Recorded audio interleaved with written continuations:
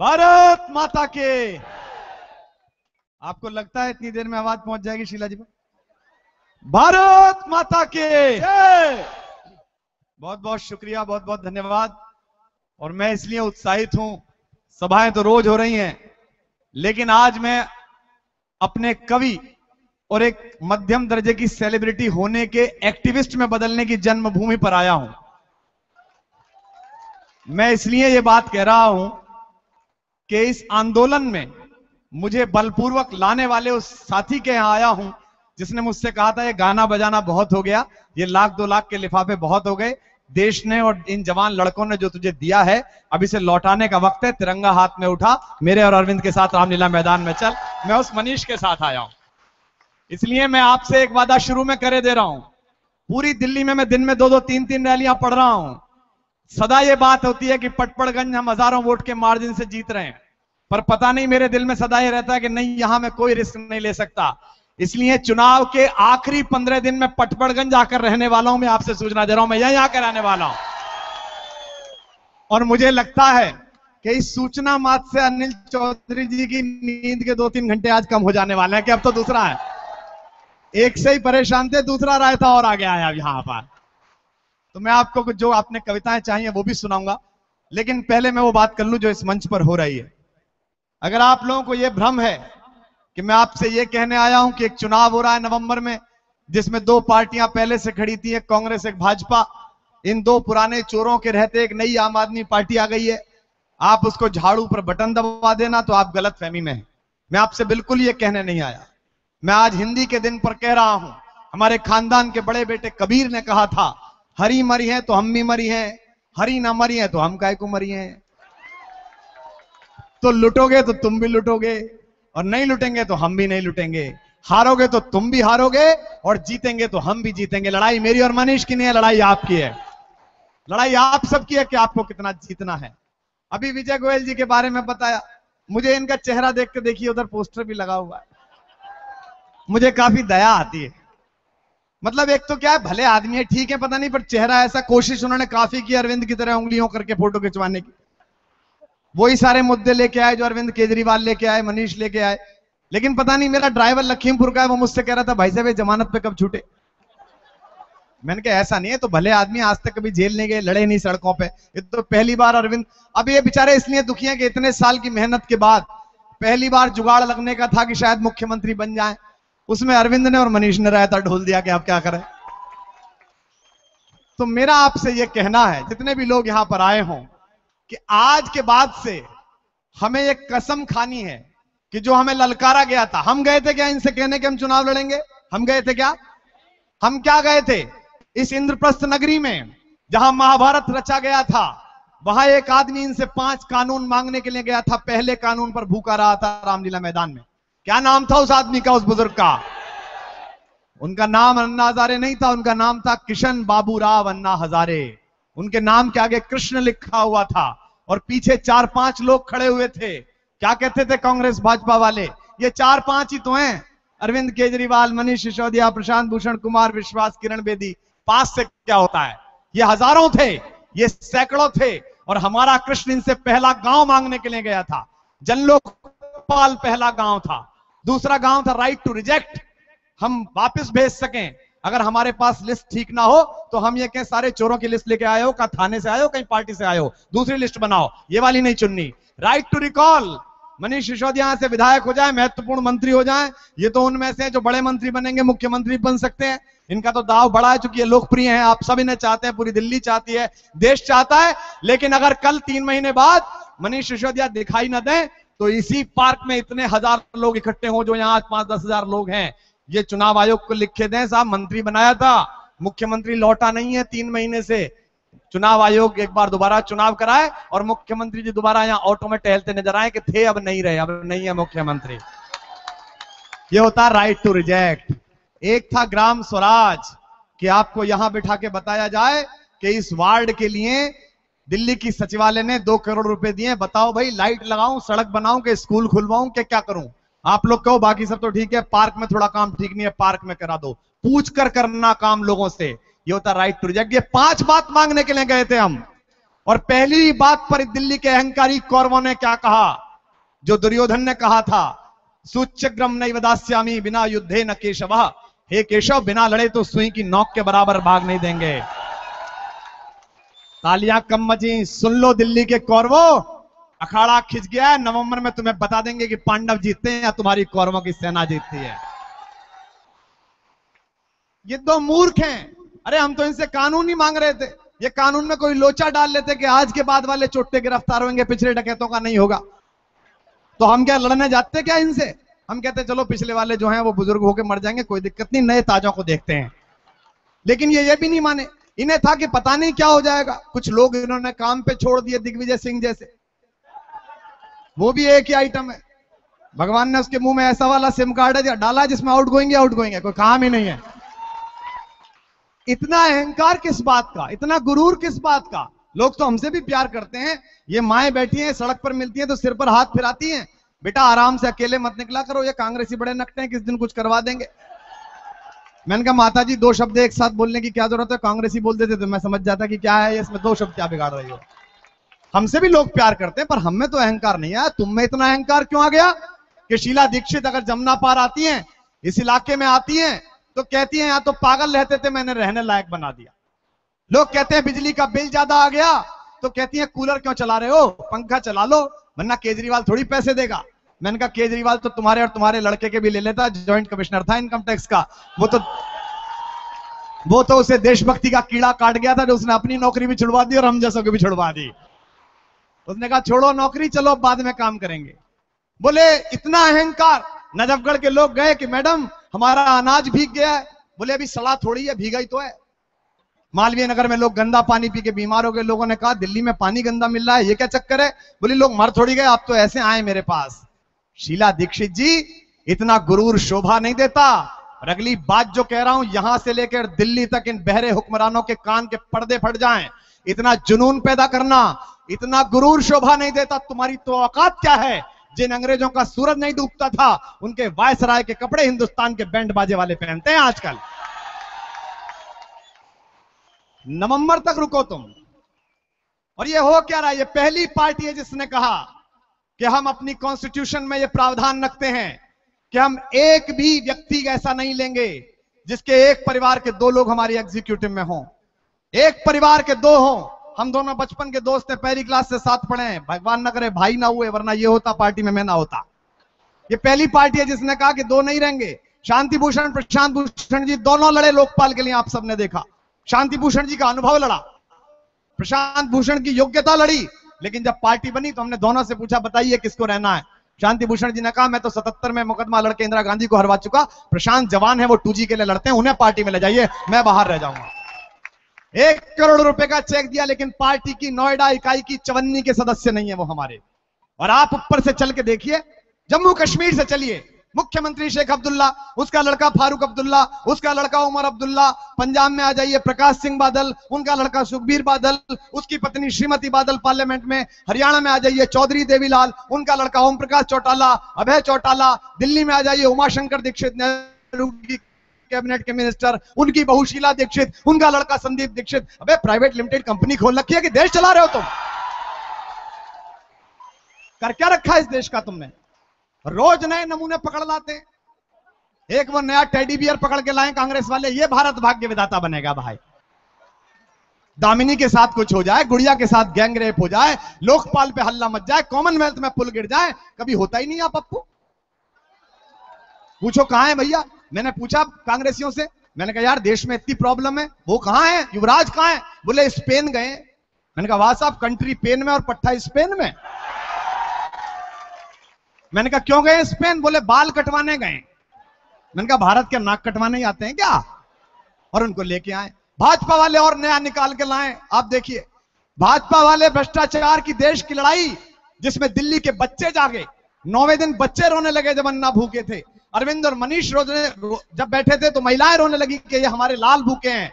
लेकिन भ्रष्टाचार की इस लड़ाई के खिलाफ भारतीय जनता पार्टी ने एक महानायक उतारा दिल्ली में, चुनाव का प्रभारी आदरणीय गडकरी जी। वो गडकरी जी, आपको याद है हमने कोई बदतमीजी की? आपने 3 साल में हमें कोई अश्लीलता, कोई अभद्रता करते हुए देखा? हमने कभी कोई सड़क पर कोई बदमाशी की? हम तो पिटे, हम तो केवल यही करते रहे। हमने सिर्फ इतना पूछा कि 110 किलो के गडकरी जी ये बता दीजिए कि ये 162 करोड़ का घोटाला आपने करा कैसे? तो इस पे वो नाराज हो गए, बोले ये तो चिल्लर है, चिल्लर। 162 करोड़ तो चिल्लर है। ये कुमार विश्वास और ये अरविंद केजरीवाल, मनीष सिसोदिया चिल्लर लोग हैं। कहा था ना ये चिल्लर हैं। बताना गडकरी जी आजकल दिल्ली में विश्राम करते हैं, एक बड़े बेड पर अकेले सोते हैं। बताना उन्हें अपनी तालियों से, हुजूर गडकरी जी हम चिल्लर हैं, 2 रुपए का नोट हैं, आप 1000 का नोट हैं। लेकिन आपकी सूचनार्थ बता दूं, हिंदुस्तान के मार्केट में कभी भी 2 का नोट फर्जी नहीं आया, जितने फर्जी आए तुम जैसे 1000 के नोट ही आए इस राज्य में। इस बार हम तुम्हें इसे मार्केट से बाहर करने के लिए आए। भाजपा एक सह संयोजक भी लेके आई है, नवजोत सिंह सिद्धू। वो अमृतसर के सांसद हैं। अमृतसर में पोस्टर लगा हुआ है कि 2 साल हो गए हमारा सांसद नहीं लौटा, अगर कोई उसको लाके देगा तो 2 लाख रुपए देंगे। वो 2 ही जगह मिलते हैं, या तो आईपीएल में चीयर गर्ल्स के साथ नाचते हुए, या रात को कपिल के साथ ठोको ताली। तो पहले तय कर लो कि देश ठोक रहे हो कि ताली ठोक रहे हो। दोस्तों कलाकार हैं वो कलाएं कर सकते हैं। मैं भी छोटा मोटा कलाकार हूं, मैं भी कविताएं सुनाता हूं, आज आपको भी सुनाऊंगा। वो ज्यादा पैसे लेते होंगे, 2-4 लाख मैं भी लेता हूं, इंडिया टुडे कहती है सबसे ज्यादा लेता हूं। लेकिन मुझे भी बिग बॉस का बुलावा आता है, सबने देखा, पिछली साल आया था। 1.5 करोड़ पिछली बार देते थे, इस बार ज्यादा देते थे। लेकिन मैं तो नहीं गया। मैं तो सिर्फ ये सोचकर नहीं गया कि एक 6 साल की बच्ची 2 दिन के बलात्कार के बाद अगर गांधीनगर के थाने के सामने अपनी अस्मत का हिसाब मांगेगी और कोई अहंकारी बदतमीज दरोगा 2000 रुपए में उसके अस्मत का सौदा लगाएगा, तो मनीष के साथ नारा लगाने के लिए मेरा एक हाथ कम रह गया बिग बॉस में रहने के कारण, तो मैं अपना चेहरा नहीं देख पाऊंगा आईने के कारण कि मैं कहां था। लेकिन मैं कई बार सोचता हूं कि भगवान न करे अमृतसर में कोई आग लग जाती, भगवान न करे कोई प्राकृतिक आपदा आ जाती, तो अमृतसर के लोग अपने सांसद को कहां ढूंढते? वो तो सना खान के साथ बाथरूम के आगे पोछा लगा रहा होता। उन्हें लेके आए हैं, ये इन्होंने फायदा उठाया। और दोस्तों अक्सर आपसे कहते हैं ये लोग कि भाजपा के वोट काटने आए। हाथ उठा के बताइए कितने लोगों से ये बात कहते हैं लोग बाग? हाथ उठा के बताइए। देखिए सबसे ये भाजपा ही अफवाह में बड़े मास्टर हैं, इनसे बच के रहना। आदमी छोड़ो, ये भगवान जी को दूध पिला देते हैं 1 घंटे में। गणेश जी को पिला दिया था उन्होंने अफवाह फैला फैला के। अफवाह के बड़े मास्टर हैं। ये कहते हैं कि हम भाजपा की वोट काटने आए। क्यों भैया, कर्नाटक में 1 महीने पहले चुनाव हुए, तुम सारे हार गए, वहां हम लड़ने गए थे। हिमाचल प्रदेश में तुम हार गए। 66 साल में पहली बार कर्नाटक के लोगों ने कांग्रेस को हराकर भाजपा को जिताया कि चलो एक प्रयोग करके देखते हैं दक्षिण में। इन्होंने येदियुरप्पा के नेतृत्व में बेल्लारी में भारत माता की छाती इतनी खोद दी, इतनी लूट मचाई कि कर्नाटक के लोगों ने कोहनी तक हाथ जोड़े कि भाजपाई डकैतो, तुमसे तो कांग्रेसी चोर ही अच्छे, वही ठीक है, उन्हें दोबारा बुला लेते हैं। हम नहीं हराने आए हैं, तुम्हारे कुकर्म तुम्हें हराएंगे। और हम तो एक स्कूल में पढ़ते थे, हमारी माएं बैठी हैं, हमारी बहनें बैठी हैं, भाभियां बैठी हैं, और गांव से आए हुए लोग यहां पर रहते हैं, कस्बों से आए हुए जो यहां माइग्रेटेड हुए हैं। मुझे बताना, हम और मनीष पिलखवा के एक स्कूल में पढ़ते थे, वहां एक कायदा था, अगर कोई बच्चा किसी क्लास में 3 बार लगातार फेल हो जाए तो उसका स्कूल से अपने आप नाम कट जाता था। दिल्ली में 3 बार विधानसभा चुनाव हो चुके, ये भाजपा वाले 3 बार कांग्रेस से हार चुके, दिल्ली के पॉलिटिकल स्कूल से नाम कट गया तुम्हारा भाजपा, बाहर निकलो, अब हम हराएंगे केवल। मैंने टीवी चैनल पर यह बात कही तो भाजपा के एक नेता बोले कि हमारा तो नाम ही कट गया स्कूल से, तुम्हारे केजरीवाल का तो एडमिशन भी नहीं हुआ। मैंने कहा समझ ले, बिना एडमिशन के तेरे हेडमास्टर गडकरी की नौकरी खत्म कर दी थी उसने। अब के तो बहुत सारे शरारती बच्चों को लेके घुसने वाला है वो विधानसभा में, तो रास्ता नहीं मिलेगा किधर से निकलना है। इसलिए दोस्तों आपसे कहना है, और इनसे डरना मत, ये बहुत कमजोर हैं, बड़े छोटे हैं ये लोग। 28 तारीख को अनशन समाप्त हुआ अन्ना का। मैं तो तिरंगा लेकर इसलिए खड़ा हो गया कि ये लोग अपनी नौकरी दांव पर लगाए हुए। मनीष जी में थे, समाचार पढ़ते थे, आप सब देखते थे, अरविंद टैक्सेशन कमिश्नर थे, लाल बत्ती की नौकरी थी, मैं भी खड़ा हो गया इनके साथ। जितनी मेरे पास क्षमता थी, कविता थी, मैंने लगाई। 28 को अन्ना मंच से नीचे उतरे, 30 तारीख को मेरे घर पर इनकम टैक्स वाले पहुंच गए। जैसे सारे अंबानी अडानी लूट के मैंने ही खा लिया। सुबह से शाम तक फाइल इधर से पलट, इधर से पलट, उधर से पलट। शाम को मैंने पूछा, मैंने कहा भाई साहब कुछ मिला? बोले जी कविताएं तो बहुत अच्छी है पर हिसाब नहीं मिल रहा कोई। एक हिसाब मिला, एक चोरी पकड़ी गई। क्या कि 2009 में इनकम टैक्स विभाग के ऊपर मेरे 99,000 रुपए खुद के बकाया थे, रिफंड नहीं लौटाया है इन्होंने, ये चोरी पकड़ी गई। लेकिन कोई बात नहीं, इस देश की सरकार को हमने वोट देकर यह अधिकार दिया है कि हमारे टैक्स के पैसों से वो इनकम टैक्स अधिकारी नियुक्त करे और हमारे घर की तलाशी ले। मैं इस देश की केंद्र की सरकार को चुनौती देता हूं कि रोज मेरे दरवाजे पर बैठकर इनकम टैक्स का छापा मारे। लेकिन जरा यह भी बताओ कि जब सुप्रीम कोर्ट ने कहा कि रे कांग्रेस वालों, तुम्हारे अकाउंट में 2200 करोड़ रुपए व्हाइट के पड़े हुए हैं चंदे के, भाजपा वालों 900 करोड़ रुपए तुम्हारे अकाउंट में पड़े हुए हैं, जरा आरटीआई के नीचे अपने आप को लाओ, बताओ ये किन फूफाओं ने दिए हैं। तो सारे इकट्ठे हो गए, बोले नहीं हम हिसाब नहीं देंगे, हमारी संसदीय गरिमा पर हमला हो जाएगा। अच्छा, तुम करो तो टूर्नामेंट और हम करें तो गुल्ली डंडा, ये नहीं चलेगा। अब ये नहीं चलेगा, पूछना तुमसे भी पड़ेगा ये नाराज क्यों है हमसे। इन्होंने सोचा नहीं था, इन्होंने कभी नहीं सोचा था कि सड़क की धूल उठकर इनके माथे पर चढ़कर इनसे सवाल पूछेगी कि ताज मैंने रखा है, इसका हिसाब दे, इतने अहंकार में मत आ। हमने कभी कोई अभद्रता नहीं की, हमने कोई ऐसी बात नहीं की। हमने बड़े आराम से पूछा, बड़े स्नेह से पूछा कि जीजा जी ये बताइए आप कि 1 लाख रुपए के 350 करोड़ कैसे हो गए। तो सारे कांग्रेसी नाराज हो गए। मैंने चैनल पे एक दिन कहा तो कांग्रेस के नेता अखिलेश प्रताप सिंह वो बोले देखिए कुमार विश्वास कितनी बदतमीजी से बोल रहे हैं। मैंने कहा हद हो गई यार, अपनी बहन के पति के अलावा पहली बार किसी के कसम को जिया जी गई, इसमें भी हम बदतमीज हो गए। भाई प्रियंका गांधी हमारी बहन है कि नहीं है, उनके पति हमारे जिया जी हुए कि नहीं हुए। अब वो चोटे हैं, डकैते हैं, ये बात अलग है, पर जिया ही तो हुए, इसमें क्या बात है। भगवान ने चाहिए कभी आम आदमी पार्टी की केंद्र में सरकार आई तो रक्षाबंधन के दिन बहन जी को तिहाड़ घुमा लाया करेंगे कि मिलाओ आप भी जरा जिया से एक बार, इनसे बात कर लो। तो बड़े नाराज हो गए, 2 दर्जन लोग सड़क पे बाहर निकल आए, ये क्या बदतमीजी है, ये क्या अरे भैया हमें बता दो, ये जो खाली बैठे हैं साले, इनको भी काम मिल जाएगा। हम भी पटफड़गंज में जरा अगर कभी विधायक और मंत्री बनेंगे जैसे 3 महीने बाद, हम मनीष से कहेंगे भैया धर्मशाला वर्मशाला बाकी बात बाद में बनाना, पहले कॉलेज बनाओ, Robert Vadra school of management, जिसमें जिया जी को बुलाओ, लेक्चर दिखाओ कि 1 लाख लगाए के और 350 करोड़ कैसे आता है। ये इससे परेशान है, इनको लगता था कि ये कैसे हो सकता है। और ये हमसे कहते थे कि क्या कर लेगा अन्ना हजारे, क्या कर लेगा अरविंद केजरीवाल, क्या हो जाएगा मनीष सिसोदिया से, अकेला चना क्या भाड़ फोड़ लेगा। बताना अपनी बाहुएं उठाकर, अकेला चना भाड़ नहीं फोड़ता, पर सच्चाई और ईमानदारी से उछल जाए तो भड़बूजे की आंख फोड़ देता है, और तुम्हारे बहुत सारे फोड़े हैं। ये इससे डरे हुए हैं और इन सबको पता है, ये कोई सर्वे देख लें, ये सड़क पे गुजरते हैं, इनको पता है कि दिल्ली में आहट शुरू हो गई है, दिल्ली में काम शुरू हो गया है। अपना आंतरिक सर्वे कराया है भाजपा वालों ने, उसमें पता चला कि 8 सीट निश्चित हैं केवल, बाकी पे संघर्ष है। तो मुझसे पूछा टीवी वालों ने, बोले साहब भाजपा की 8 सीट आ रही है, अपने सर्वे में सर्वे लीक हो गया, आपका क्या कहना है। मैंने कहा जी मैं तो ये सोच के दुखी हूं कि इनके 12 मुख्यमंत्री के कैंडिडेट हैं, कौन से 4 चीफ मिनिस्टर हार गए इनके। एक तो ये है जो आपस में रोज लड़ रहे हैं। इस भारतीय जनता पार्टी के 4 बड़े नेता अरविंद केजरीवाल को फोन कर चुके हैं कि अगर विजय गोयल को चेहरा बनाएगा चिंता मत करना, हम अंदर अंदर हरा देंगे और आपकी पार्टी की सरकार बनवाएंगे। एक तो ये ऐसे लोग हैं और एक तरफ अरविंद केजरीवाल हैं, हमारी बड़ी बहन किरण बेदी, जिनके द्वार पर हम 2 बार गए थे कि आप हमारा नेतृत्व करिए, राजनीतिक पार्टी की सलाह तो आप ही ने दी थी, अन्ना हजारे जी ने ही कहा था, लेकिन उन्होंने कहा कि कुमार मनीष अरविंद मैं कभी पॉलिटिकल पार्टी में नहीं जाना चाहती, मैं एपॉलिटिकल रहना चाहती हूं, मेरा आशीर्वाद तुम्हारे साथ है। लेकिन भाजपाइयों ने जब अफवाह फैलाई तो हमने मीटिंग करके कहा, अरविंद केजरीवाल ने बाहर आकर कहा कि अगर 1% भी हमारी बड़ी बहन किरण बेदी का मन हो तो आम आदमी पार्टी उन्हें आमंत्रित करती है कि वो आए, चुनाव जीतें और हमारा चीफ मिनिस्टर पद स्वीकार करें हमारी पार्टी और कार्यकर्ताओं की ओर। ये सिखाएंगे राम, ये भाजपा वाले राम सिखाएंगे, जिनमें एक भाई दूसरे भाई को गोली मार देता हो, ये सिखाएंगे जिनके यहाँ जूते चल रहे हो, घर का एक बुजुर्ग कोने में चुपचाप रो रहा है और सारे जरा एक बारात में नाच रहे हैं बैंड बाजे के आगे, ये राम सिखाएंगे। राम चरित्र से आता है जिसमें एक भाई सिंहासन छोड़ देता है और दूसरा भाई कहता है सिंहासन आपका है, मैं इस पर जूतियां रखकर चलाऊंगा। दोस्तों कसम राम की खाते हैं, मंदिर वहीं बनाएंगे, फिर निकालना है दोबारा बाढ़ने वाला पुराना फार्मूला। कसम, हमारे संजय सिंह कहते हैं कसम राम की खाते हैं, मंदिर वहीं बनाएंगे, पर डेट नहीं बताएंगे। मैंने इस बार भाजपाइयों से कहा कि इस बार नारा ये मत लगाओ कसम राम की खाते हैं मन, क्योंकि राम तो 1000 अमर है, उनके ऊपर तो कोई प्रभाव नहीं पड़ेगा।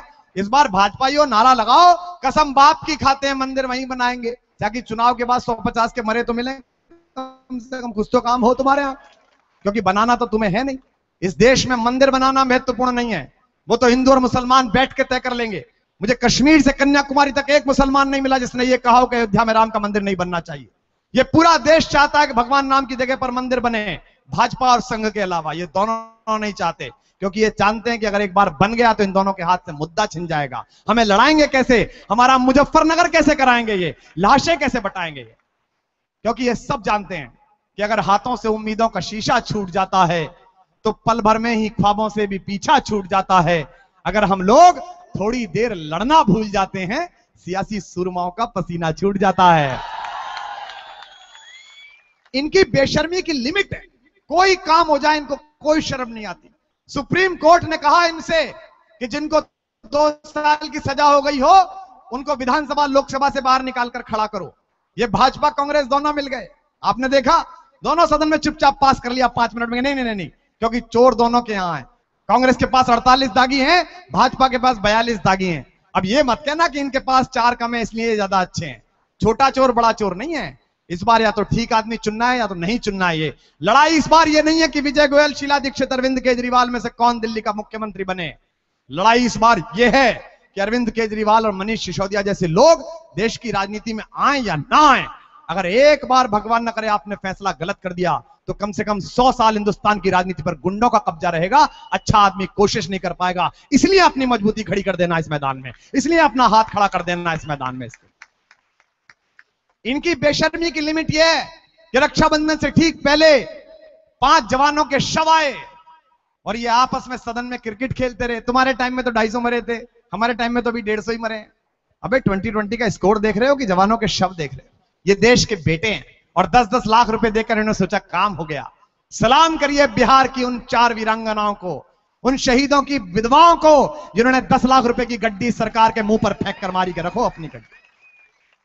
और कहा हमारे कवि ने, हमारे कवि विनीत ने कहा कि तुमने 10-10 लाख दिए हैं वीरों की विधवाओं को, यानी कीमत लौटा दी है वीर प्रसूता माओ को। लो मैं 20 लाख देता हूं तुम किस्मत के हेठों को, हिम्मत है तो मंत्री लड़ने भेजें अपने बेटों को। तुम भेजो अपने संदीप दीक्षित को, भेजो एक बार कारगिल के बॉर्डर पर अपने संदीप दीक्षित को, फिर बताएं। कारगिल के दौरान मुझे एक कांग्रेसी मिला, उसने कहा भाई साहब लड़ने तो मैं भी जाना चाहता हूं पर मुझे यह पता नहीं कि राइफल का मुंह किधर की तरफ करना है। मैंने कहा तू चला जा, जिधर भी मुंह रख करेगा भारत का फायदा ही होगा, चाहे उधर की तरफ करे चाहे इधर की तरफ करे, देश का तो फायदा ही होना, अल्टीमेट पहुंच तो सही। तो इसलिए चिंता इस बात की है, जो लोग पर्चे बांट रहे हैं वो थोड़ी देर के लिए रुक जाएं, थोड़ी देर बैठ जाएं।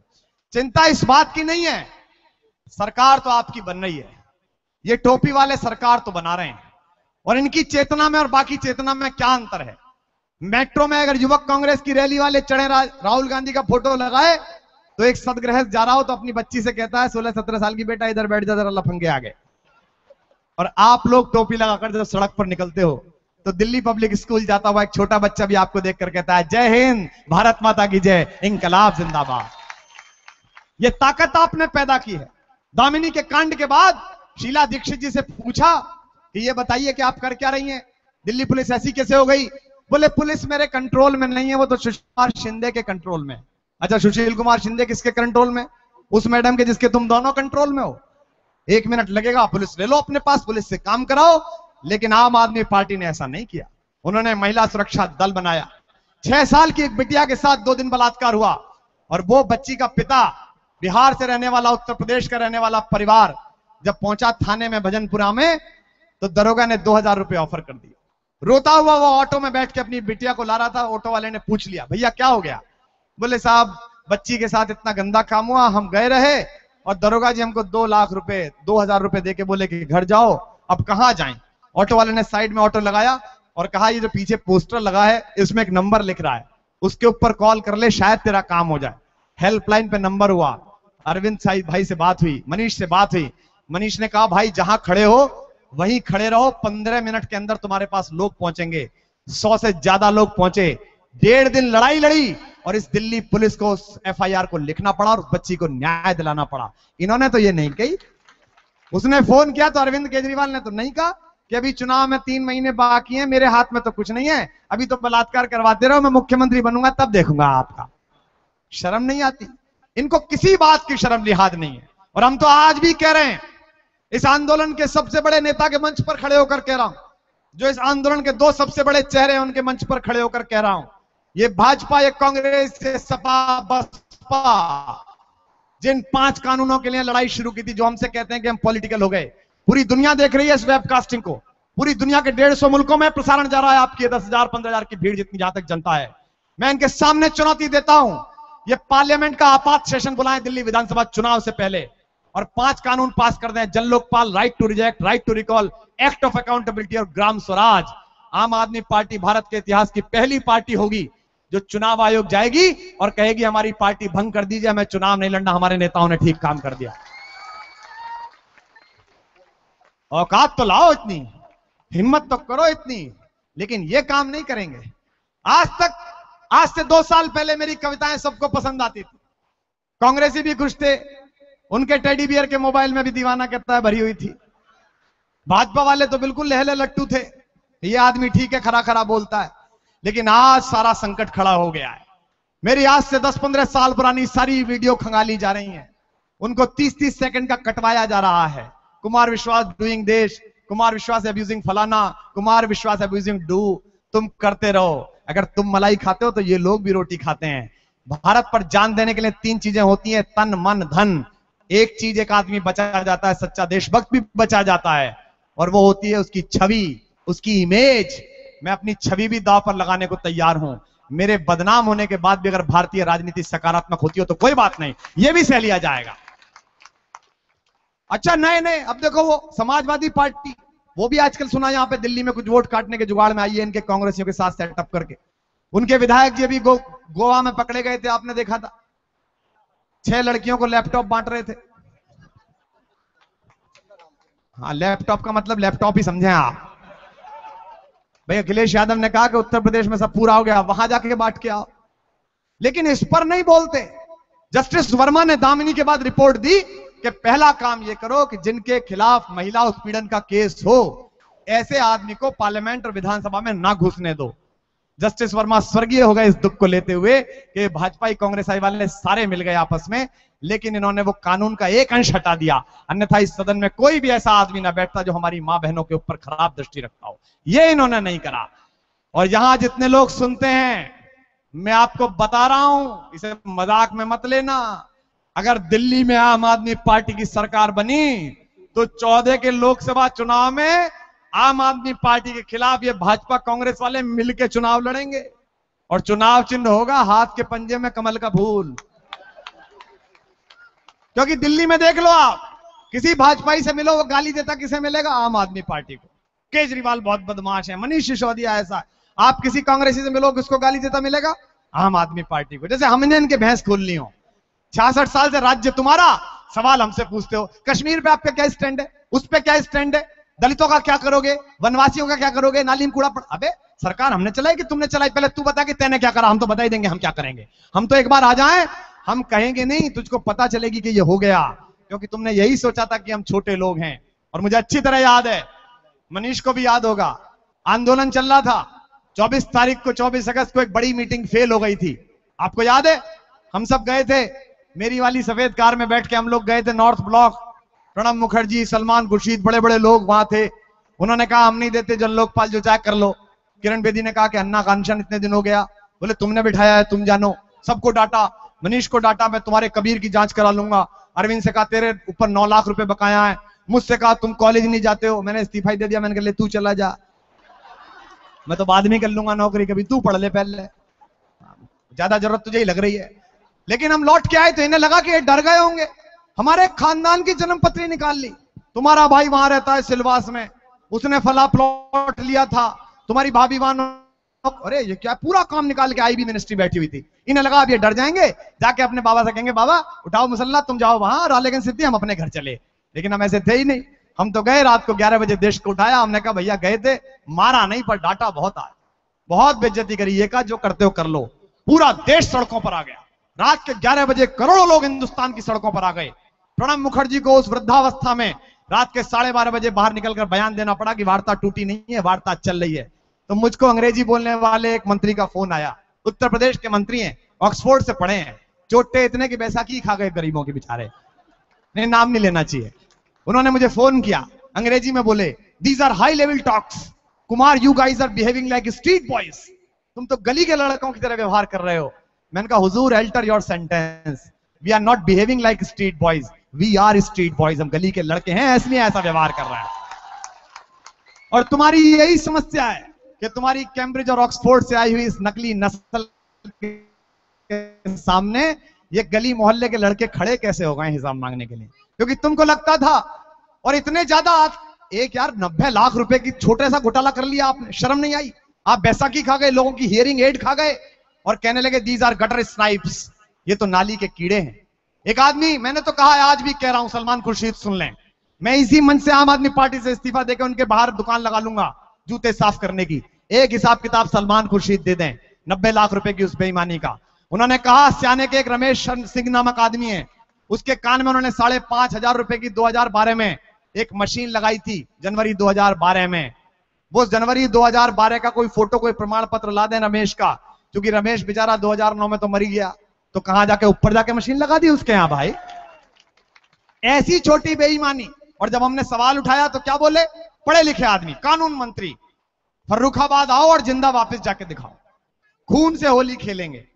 हम लोग गए वहां, मेरे हाथ में घड़ी थी, इनके पास तो है ही नहीं कोई से, के इनके घड़ी देख देख के सारे बोलते रहे कि भैया 4 घंटे बचे हैं, कुछ करता हो तो कर ले। हमारे इलाके की लैंग्वेज में कहते हैं ना कि पाड़ ले पूछ अगर बाहर सकता हो तो। हमने खूब कहा, कुछ भी नहीं हुआ, आराम से लौट के आए। इतनी बदतमीजी क्या है यार, चोरी कर ली, उसके बाद गुंडई पे उतारू हो, लहू से खेलेंगे। और 5 बेटों के शवाए, 2 बेटों के बिना सिर के शवाए, और उसके 5 दिन बाद पाकिस्तान का प्रधानमंत्री भारत आया तो यही सलमान खुर्शीद जयपुर में उसको मुर्ग मुसल्लम खिला रहे थे। पत्रकारों ने पूछा ये क्या कर रहे हैं आप? बोले नहीं, ये तो कर्टसी है, ये तो अतिथि का संस्कार है। अच्छा, हम धर्मशाला से आए थे, हम अतिथि नहीं थे जो फर्रुखाबाद गए थे, हम दुश्मन हो गए।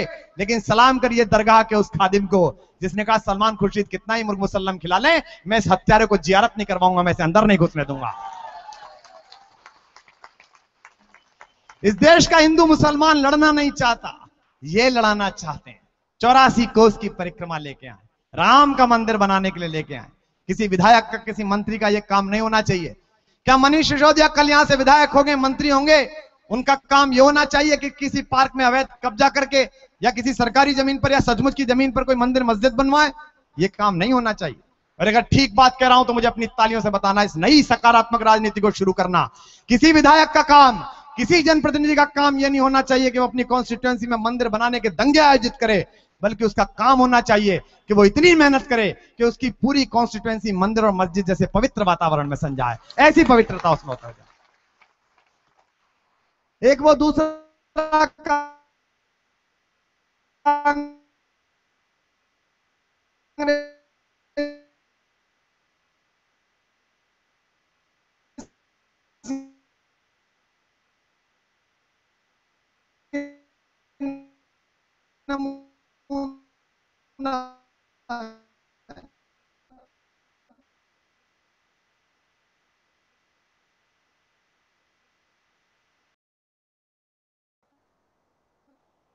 अभी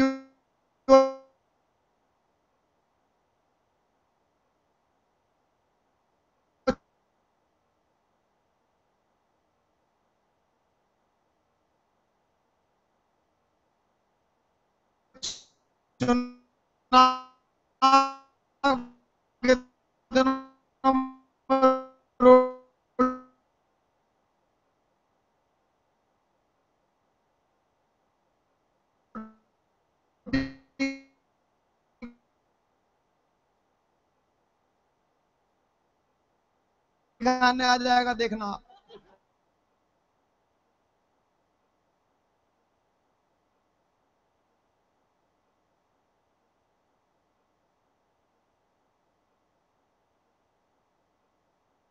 हमारा मध्य प्रदेश का कवि है, उसने लिखा कि अटल बिहारी वाजपेयी जी ने बड़ी गर्मजोशी के साथ बिल क्लिंटन से बहुत देर तक हाथ मिलाया पर अपने हैंडपंप में पानी नहीं आया। इससे क्या होगा? चेहरा बदलने से क्या होगा? मुझे कोई यकीन नहीं। लोग मुझसे कहते हैं जिस बात का क्या भरोसा है कि अरविंद केजरीवाल या मनीष सिसोदिया बेईमान नहीं हो जाएंगे। मैं मनीष को 5 साल का था तब से जानता हूं। हम दोनों के पिताजी एक ही स्कूल में जमा कराने लाए थे, एक ही साथ पढ़ाते थे दोनों, एक ही कॉलेज के कैंपस में। उन्होंने कहा भाई ये उनका लड़का, ये उनका लड़का, पास पास बैठ जाओ। मैंने भी बैठ गया। मैंने कहा हट्टा कट्टा लग रहा है, लड़ाई झगड़े में काम आएगा, क्योंकि मैं तो कुटिल बुद्धि पहले से ही था, ये सभ्य आदमी था बेचारा। लेकिन एक बात मुझे बताइएगा कि जितने लोग यहां पर आए हैं, मुझे कोई यकीन नहीं है, आपको यकीन होगा कि अरविंद केजरीवाल बेईमान नहीं हो जाएंगे या मनीष बेईमान नहीं हो जाएंगे। मुझे यकीन नहीं है, क्योंकि इस देश की राजनीति ऐसी है कि विधानसभा में आदमी अरविंद केजरीवाल बनकर जाता है और लालू यादव बनकर बाहर आता है। लेकिन मेरा यकीन केवल उस जन लोकपाल कानून में है। अगर 15 दिन में इन लोगों ने वो लागू कर दिया तो ये स्थिति हो जाएगी कि विधानसभा में गलती से भी कोई लालू यादव घुस जाए तो वो अरविंद केजरीवाल बनकर बाहर निकलेगा। यह व्यवस्था मैं बनाना चाहता हूं। हमारे छोटे भाई नीरज ने ठाकुर ने मुझसे कहा घुसते समय कि भैया टोपी लगा लीजिए। मैं टोपी नहीं लगाता, आप सब देखते हैं। मनीष टोपी लगाते हैं, बिन्नी भाई टोपी लगाते हैं, अरविंद टोपी लगाते हैं, मैं नहीं लगाता भैया। ऐसा नहीं कि हेयर स्टाइल बिगड़ जाएगी, सारी स्टाइल बिगाड़ दी इन्होंने, हेयर का क्या आया। मैं सिर्फ एक साफ रास्ता रखे हुए नवंबर तक के लिए, नवंबर तक टोपी नहीं लगा रहा हूं। एक रास्ता रखे हुए और आपको शामिल कर रहा हूं, निमंत्रण दे रहा हूं। भगवान न करे निमंत्रण कभी पक्का हो जाए। और मेरा केवल एक बात कहना है, मैं टोपी नहीं लगाऊंगा। मैं 67 साल बनाम 1 महीने की सरकार देखना चाहता हूं दिल्ली में।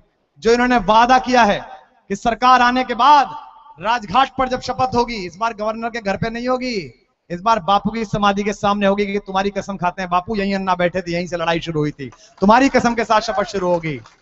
राजघाट पर जब शपथ होगी उस तारीख को अपने अलार्म लगा लूंगा इस बाहर से आई हुई घड़ी में। 1 महीने का अलार्म लगा हुआ है। और 1 महीने के बाद अगर दिल्ली की विधानसभा में अन्ना हजारे का जन लोकायुक्त बिल इन्होंने पास नहीं करा तो जंतर मंतर पर इसी टोपी को लगाकर आम आदमी पार्टी के खिलाफ अनशन में खड़ा हो जाऊंगा, वहां से मैं बैठ जाऊंगा। इसलिए मैं कह रहा हूं, इसलिए भरोसा लोगों पर नहीं, भरोसा कानून पर करो। जो 5 बातें लिख के दी, अब आपको लग रहा होगा कि ये बिन्नी पार्षद थे विधायक हो जाएंगे, ये भी बड़े भारी मार्जिन से जीत रहे हैं। वालिया साहब खुद डॉक्टर हैं, कई डॉक्टर बुलाने पड़ रहे हैं इनके चक्कर में, उन्हें रोज बीपी बढ़ जाता है, ऊपर हो जाता है, नीचे हो जाता है, क्योंकि ये नुक्कड़ सभा भी 3-3, 4-4 हजार आदमी इकट्ठे कर लेते हैं, वहां इतने लोग लोकप्रिय हैं। ये प्रॉब्लम नहीं है, तो फंसा दिए मनीष को, यहां फंसा के आपने हमारा नुकसान कर दिया। 70 विधानसभा सीटों पर जो हमें नेता मिलता भाषण देने के लिए, वो पटपड़गंज में जमाव कर लिया आपने। ये तो बहुत नुकसान है। मेरे पास एक आया था नजफगढ़ से एक आदमी टिकट मांगने 2 महीने पहले, मुझसे बोला जी आम आदमी पार्टी का टिकट चाहिए, मैं बड़ा अच्छा आदमी हूँ, भोले का भंडारा लगवाता हूँ, कन्याओं का विवाह कराता हूँ। मैंने कहा जी बड़ी अच्छी बात है, 100 लोगों से साइन कराओ, जमा करा दो। काफी सोना वोना पहन रखा था, हाथ में हीरा वीरा, 3-4 बुलेरो लेके आया था। तो मैंने, अच्छा काम था उसका, कोई जमीन वमीन बिकी थी मुआवजे में, इनके पास तो है नहीं तो बिकेगी कहां से, नौकरी थी वो भी चली गई। तो मुझसे बोला कि आप बताएं। मैंने कहा जी शर्त पता है आपको हमारे यहाँ अप्लाई करने की और विधायक बनने की? बोले जी शर्त की चिंता मत करना कुमार जी, 1-2 करोड़ से पीछे नहीं हो। अरे मैंने कहा हम उससे बहुत आगे निकाला है, तू पीछे की बात कर रहा है, बात तो सुन ले। बोला नहीं आप चिंता मत करना, गाड़ी घोड़े गुंडे सब है मेरे पास। अरे मैंने कहा बात तो सुन मेरी, कहां से आया भाई? मैंने कहा हमारे यहाँ 5 शर्त हैं, जो विधायक बनने के लिए अप्लाई करता है वो 100 रुपए के स्टाम्प पेपर पे अपनी जनता को लिख के देता है, जो आपको मनीष ने लिख के दिया है कि अगर मैं विधायक बना तो मैं आधी तनख्वाह लूंगा जितने आज विधायक लेते हैं। अगर मैं विधायक बना तो कोई लाल बत्ती नहीं लूंगा, चाहे मैं मंत्री बनूं चाहे मुख्यमंत्री बनूं। अगर मैं विधायक बना तो कोई सिक्योरिटी नहीं लूंगा सड़क पे चलने के लिए। अगर मैं विधायक बना और दिल्ली में मेरा एक मकान है तो मैं मकान नहीं लूंगा।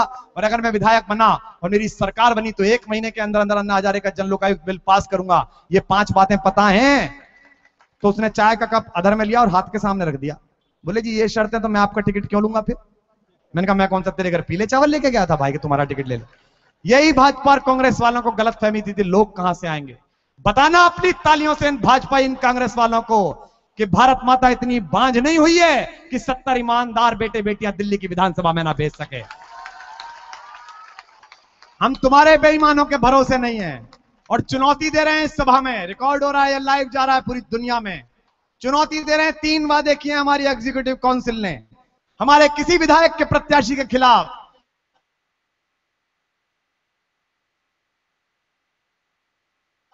कोई आपराधिक मुकदमा आपको मिल जाए, भ्रष्टाचार का मुकदमा मिल जाए, महिला के प्रति हम पोलिंग से 1 दिन पहले उसका टिकट कैंसिल कर देंगे, सीट खाली छोड़ देंगे, लेकिन विधानसभा में एक भी दागी को नहीं जाने देंगे अपनी पार्टी की तरफ। ये करके दिखाएं, ये भाजपा ये कांग्रेसी वाले करके दिखाएं। और यहां सुनने आए होंगे बहुत सारे चौधरी साहब के चेले, मैं उन्हें बता देना चाहता हूं, ये टोपी वाले बड़े अहिंसक लोग हैं, बड़े विनम्र लोग हैं, बड़ी लाठी खाई है इन्होंने।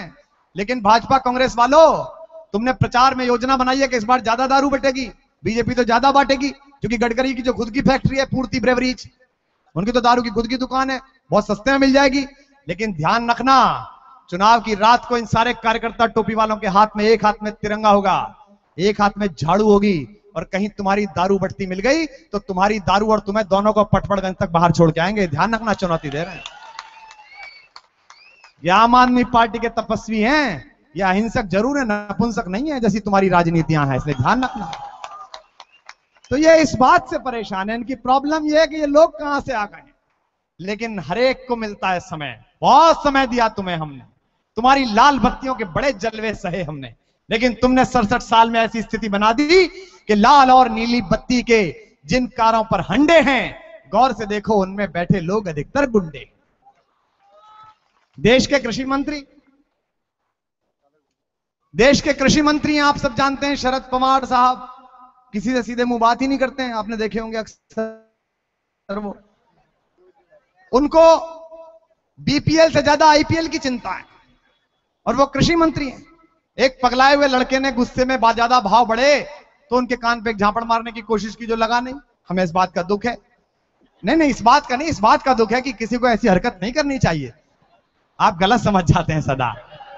वो लोकतांत्रिक रूप से हमारे निर्वाचित नेता है, नहीं हमारे सदन में बैठते हैं, ये गलत बात हुई। आप सबने देखा संसद का संयुक्त सदन बैठ गया, 2 दिन तक लोग रोने लगे। सुषमा स्वराज ने कहा शरद भाऊ की मैं इतनी इज्जत करती हूं, बताइए इनके ऊपर हाथ चला दिया, गुंडाई हो गई है। अच्छा साहब, उस आदमी ने अगर बढ़ती हुई कीमत पर आप पर एक आक्रोश व्यक्त करा जो कि गलत था, तो आपको इतना प्रॉब्लम।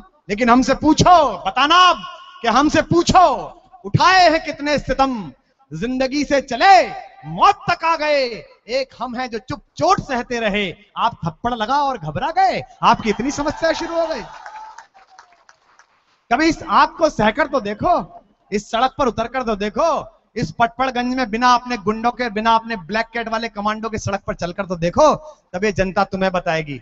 आज तो मनीष मेट्रो में जाते हैं तो घेर लिए जाते हैं, लोग कहते हैं समर्थन देंगे, लोग कहते हैं बताइए क्या काम करें, तुम एक दिन चलो घेर लिए जाएंगे दोनों तरफ से, और तुम्हारी पुलिस नहीं छुटा पाएगी। लोग कहेंगे बहुत दिन बाद मिले, हिसाब किताब पूरा करने दो। जनप्रतिनिधि से प्रेम होना चाहिए, लोगों के मन में आनी चाहिए, इसीलिए यह पारदर्शिता रख गई है। लोगों ने कहा अरविंद से, लोगों ने कहा मनीष से कि यार ये सुरक्षा वाला इशू मत करो, देश में बड़े दुश्मन है, किसी को कुछ भी हो सकता है, और हुआ। और केंद्र सरकार देखिए साहब, आजकल एक 350 करोड़ रुपए खर्च करके विज्ञापन आया है, आपने देखा है, जिसमें एक राशन की दुकान पे एक लाला बैठा हुआ है, देखा है? कितनों ने देखा? हाथ उठा के बताइए आप। सबने ही देखा है, सारे चैनल में दे दिया मेरे टैक्स के पैसे से। उस पर क्या लिखा हुआ है दुकान पर? सरकारी राशन की दुकान, यानी कि गवर्नमेंट ऑफ इंडिया की सबसे छोटी इकाई, और भारत सरकार खुद पैसा खर्च करके पूरे देश के सामने स्वीकार कर रही है कि हमारी सबसे छोटी इकाई तक पे भी चोट्टा बैठा हुआ है जो दूसरों का अनाज खा रहा है। देखा है आपने? और उससे राशन लेने के लिए कौन पहुंचती है? एक लड़की पहुंचती है। कौन है वो लड़की? वो संतोष कोहली है, वो हमारी बहन संतोष कोहली है, जो इन राशन माफियाओं से लड़ती रही। 9 बार हमले हुए उसके ऊपर, और 10वीं बार के हमले में वो शहीद हो गई। लेकिन अब संतोष कोहली ने तय किया है कि वो हर गली में राशन वालों से लड़ने के लिए नहीं जाएगी गरीब के भोजन के लिए। इस बार वो स्वराज का ऐसा कानून बनाएगी कि गरीब के हक का एक भी दाना अगर प्रधानमंत्री से लेकर इस सरकारी राशन की दुकान पे बैठने वाले लाला ने लिया, तो वो अगले दिन तिहाड़ के जेल में मिलेगा, अपनी दुकान पर या प्रधानमंत्री के पद पर नहीं मिलेगा। प्रधानमंत्री कहते हैं कि मैं कोयले की फाइल का कस्टोडियन नहीं हूं। अब पहले तो कोयला चुर गया 2 लाख करोड़ का, फिर एक जांच हुई, इसमें फाइल चुर गई, अब फाइल की जांच समिति बनी है, फिर वो फाइल चुर जाएगी। अपन इसी काम में लगे रहे। लेकिन मुझे शर्म आती है कि ये वही प्रधानमंत्री हैं, उसी कांग्रेस के, जिस कांग्रेस के एक रेल मंत्री ने एक छोटी सी रेल दुर्घटना पर इस्तीफा सदन में फेंक कर मारा था, जिसका नाम लाल बहादुर शास्त्री था। उसने भी तो जिम्मेदारी ली थी। आप जिम्मेदारी से बचना चाहते हैं? तब मैं आप सबको प्रणाम करता हुआ इस हिंदी दिवस पर, मैं तो हिंदी माँ का बेटा हूं, जो कुछ भी मेरे पास है उसका दिया हुआ है। मेरी गाड़ी पर हिंदी का नंबर है। मैं दिल्ली में घुसता हूं तो दिल्ली पुलिस चालान करती है, कहती है अंग्रेजी का नंबर लिखवाइए, हिंदी का नहीं लिखवाएंगे। मेरे पास आज तक 350 चालान इकट्ठे हो गए सारी गाड़ियों के।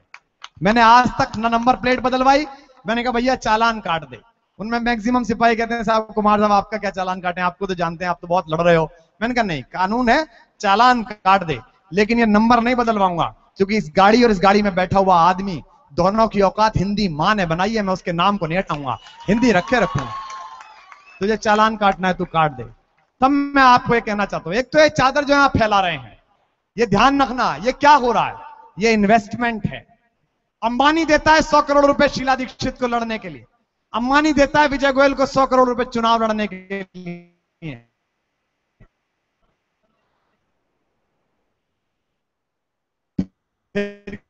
क्या करता है, चुनाव जीतने के बाद इन दोनों को बुलाता है, कहता है चलो भैया पैसे दिए थे कानून बनाओ, अब 10,000 करोड़ या 1 लाख करोड़ रुपए के बिल लगाओ ताकि धूल करवाओ। लेकिन अगर आप 100 रुपए आज दे रहे होंगे, 500 रुपए दे रहे होंगे, तो पटपड़गंज में घूमते हुए लोक निर्माण मंत्री मनीष सिसोदिया जी का कॉलर पकड़ लेंगे कि मंत्री जी 200 रुपए दिए थे, सड़क कहां गई मेरी, इन्वेस्टमेंट है, आज इसने भविष्य में पैसा लगाइए, कल आपको गुड गवर्नेंस मिलेगी। इस गुंडों के सामने लड़ने के लिए इस पार्टी को ताकत चाहिए, आपका पैसा चाहिए, आपकी तालियां चाहिए, आपकी सपोर्ट चाहिए, आपकी जिंदाबाद चाहिए, इसलिए इसमें अपना बल लगाइएगा। तो जितने चादर वाले यहां घूम रहे हैं, मैं उनको कहता हूं कि उनके साथ आप जुड़िए, और मैं भी देके जाऊंगा, हर रैली में घर से लेके निकलता हूं। मेरा बड़ा अजीब हाल हो गया, पहले मैं रात को कविता सुनाने जाता था, 1-2 लाख रुपए लेके आता था और घरवाली के हाथ में देता कि ले लिफाफा मिला है। आजकल मैं रैली में जाता हूं, उससे कहता हूं जरा 2-4 हजार रुपए दिए, चद्दर में डालने पड़ जाएंगे, क्योंकि ऐसे मित्र हो तो अपना तो घर फूक लिया, हमारा और खबड़ा करवा के मानेंगे ये। लेकिन फिर भी इस चादर में शायद हिंदुस्तान का भविष्य इकट्ठा किया जा रहा है। मुझे याद है यही स्थिति गांधी जी ने की थी, यही स्थिति जयप्रकाश जी ने की थी, जब इंदिरा जी ने कहा था कि राजनारायण चुनाव कहां से लड़ेंगे। राजनारायण रायबरेली में गए, लोगों के सामने अपनी कमीज फैलाई और कहा 1 वोट दो और 1 रुपया दो। इंदिरा गांधी बहुत बड़ी है, विदेशों से पैसा आता है, मैं कैसे लड़ूंगा। लोगों ने इतने नोट और इतने वोट दिए कि चुनाव भी लड़े और इंदिरा गांधी जैसी शक्तिशाली महिला को हारना पड़ा और उसे जेल की तरफ जाना पड़ा। तो ये आपकी लड़ाई है। मैं इस मौके पे आपको एक कविता सुना देता हूं, क्योंकि उसके जाए बिना आप मुझे उस रास्ते से जाने नहीं देंगे। मुझे पता है कि आप जो बैठे हैं मुझे जाने नहीं देंगे। लोग मुझसे कहते हैं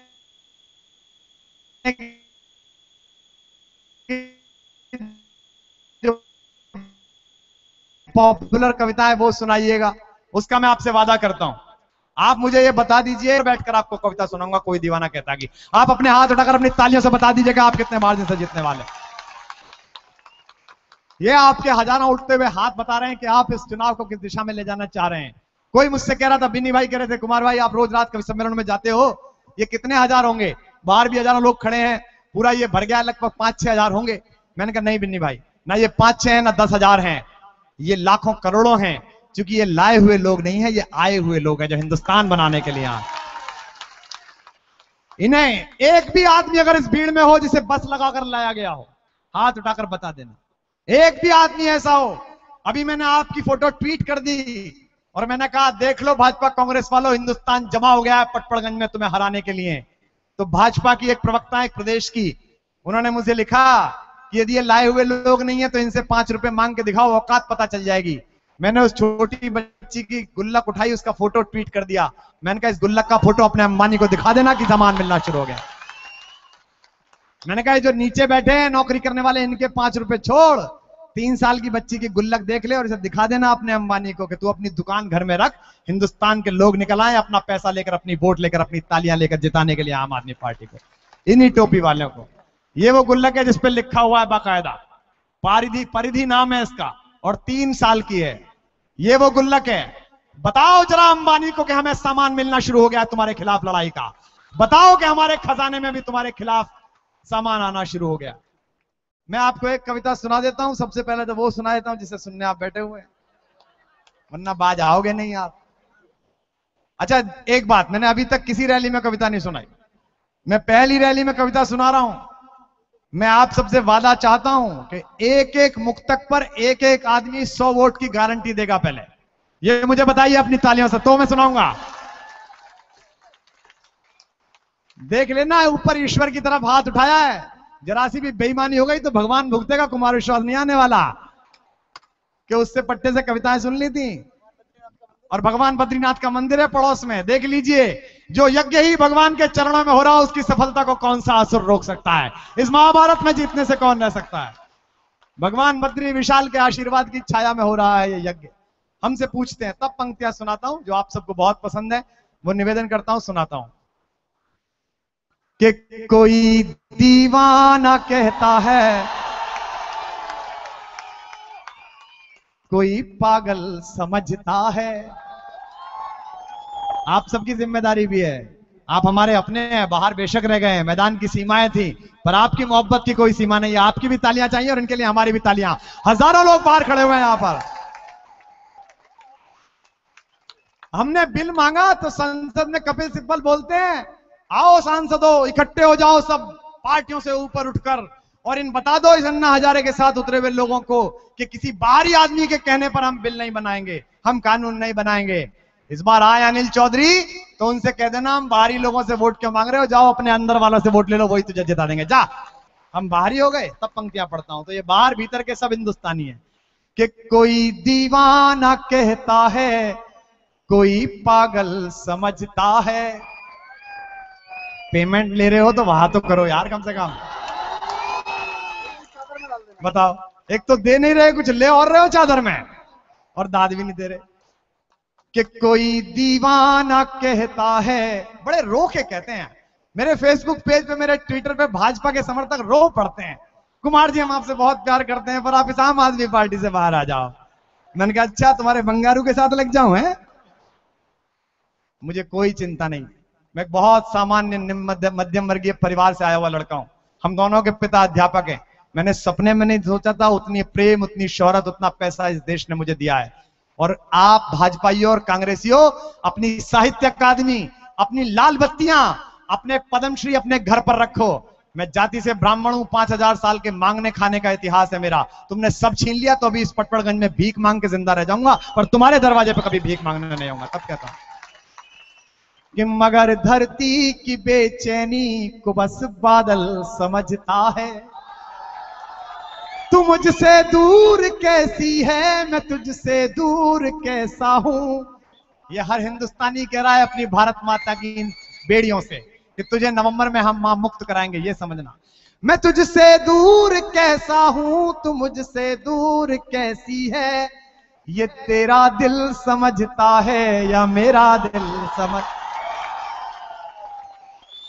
4 पंक्तियां और पढ़ता हूं, और ये पंक्तियां मोहब्बत में नहीं पढ़ रहा, ये पंक्तियां अनिल चौधरी के लिए पढ़ रहा हूं। आपके भाजपा के एक टिकटार्थी हैं, देवेंद्र, क्या नाम है उनका, देवेंद्र कुमार जी। उन्होंने पोस्टर लगवाए इस बार, रक्षाबंधन, जन्माष्टमी और गणतंत्र दिवस पर बधाइयां 15 अगस्त के दिन। मैंने कहा यार वोट दो मत दो पर इसे कैलेंडर जरूर दो, है पता चलना चाहिए कि 15 अगस्त को स्वाधीनता दिवस होता है कि गणतंत्र दिवस होता है। इतनी जल्दबाजी है शपथ लेने की, इसलिए 4 आपने देखे होंगे पूरे में पोस्टर लगे थे ना, पूरे पटपड़गंज में देखे थे पोस्टर, लिखा हुआ था रक्षाबंधन, जन्माष्टमी और गणतंत्र दिवस की बधाइयां 15 अगस्त। मैंने कहा यार गजब, कहां से पढ़ के आए भैया ये। मैं पंक्तियां सुनाता हूं उन राजनेताओं को जो यहां से जीतने के ख्वाब देख रहे हैं, मनीष की ओर से। क्योंकि मैं पटपड़गंज में ये नहीं मानता कि मनीष सिसोदिया लड़ रहे हैं, ये मानता हूं कि कुमार विश्वास खुद लड़ रहा है। इसलिए मैं कहता हूं कि आखिरी 10-15 दिन नहीं आए, यहीं आकर रहूंगा। तब कहता हूं कि स्वयं से दूर हो तुम भी, स्वयं से दूर हैं हम भी। अब हर पंक्ति पर अपनी वहां से उठाना आसमान कि स्वयं से दूर हो तुम भी, स्वयं से दूर हैं हम भी। बहुत मशहूर हो तुम भी, बहुत मशहूर हैं हम भी। बड़े मगरूर हो तुम भी, बड़े मगरूर हैं हम भी। इस बार जरा बैलेट बॉक्स फट जाएं, ऐसी तालियां बजनी चाहिए, मशीनें गड़बड़ा जाएं कि झाड़ू झाड़ू घुस गई है इसके अंदर। कि बड़े मगरूर हो तुम भी, बड़े मगरूर हैं हम भी, अतः मजबूर हो तुम भी, अतः मजबूर हैं। तुम अपनी बेईमानियों के लिए मशहूर हो, हम अपनी ईमानदारी के लिए मशहूर हैं। तब पंक्तियां पढ़ता हूं, निवेदन करता हूं और कोशिश करता हूं कि किसी के दिल की मायूसी जहां से हो के गुजरी है, हमारी सारी चालाकी वहीं पर खो के गुजरी है। और अगली 2 पंक्तियां मैं शीला दीक्षित जी को समर्पित करना चाहता हूं। दिल्ली की जनता की ओर से, हमारी दादी की उम्र है लेकिन फिर भी मन कर रहा है कि पोते की ओर से थोड़ी बहुत छेड़खानी हो जाए तो अच्छा हो जाएगा। अब जरा बता देना, उनको पता चल जाए, जैसे जैसे मैंने बताया ना घड़ी आगे जा रही है मामला गहरा होता चला जा रहा है। इसलिए सबसे ज्यादा तालियां चाहिए। इस बार निवेदन करता हूं कि किसी के दिल की मायूसी जहां से हो के गुजरी है, हमारी सारी चालाकी वहीं पर खो के गुजरी है। तुम्हारी और हमारी रात में बस फर्क इतना है, सुन लो शीला ताई, तुम्हारी और हमारी रात में बस फर्क इतना है तुम्हारी सो के गुजरी है, हमारी रो के गुजरी है। तुम्हारी सो के गुजरी है, हमारी रो के गुजरी है। नवंबर में उल्टा होने वाला है, इसलिए चिंता मत करना। एक गीत आपको सुनाता हूं समय के साथ, क्योंकि बहुत देर से आप लोग बैठे हुए हैं। मैं हर साल नवंबर के बाद रात भर चलेगा। देखो 3 मुक्तक हुई, 300 वोट हो गई हैं। हाथ उठा के बताओ भगवान बद्री विशाल को अपनी तालियों से हो गई है कि नहीं हो गई है? बताओ जितने ईमानदार लोग हो। भ्रष्टाचार के खिलाफ लड़ाई लड़ने आओ, बेईमानी मत करना। अपनी आज से लिस्ट बना लेना कि कुमार विश्वास से वादा किया था, भगवान बद्री विशाल से वादा किया था, कहां है 300 वोट हर आदमी की। ऐसे नहीं कि सारे एक साथ मिला के 300 ले आओ, एक एक आदमी की। मुझसे कह रहे थे कांग्रेस के एक नेता, बोले जी इस बार चुनाव में जरा बताएंगे हमें कि वोट पड़ने और जूते पड़ने में क्या अंतर निकलेगा। मैंने कहा वो तो गिनोगे तो उसी दिन पता चल जाएगा कि क्या पड़ रहा है, हमारे बताने की जरूरत थोड़ी है, वो तो उसी दिन आनंद पता चलेगा। मैं विदेश जाता हूं, हर साल जाता हूं, तो कम हो गया क्योंकि ये जाने नहीं देते। ये कहते हैं यहीं रहो, यहीं लड़ो, मरो, लाठियां खाओ। अच्छा मुझे पहली बार पता चला कि आंदोलन क्या होता है।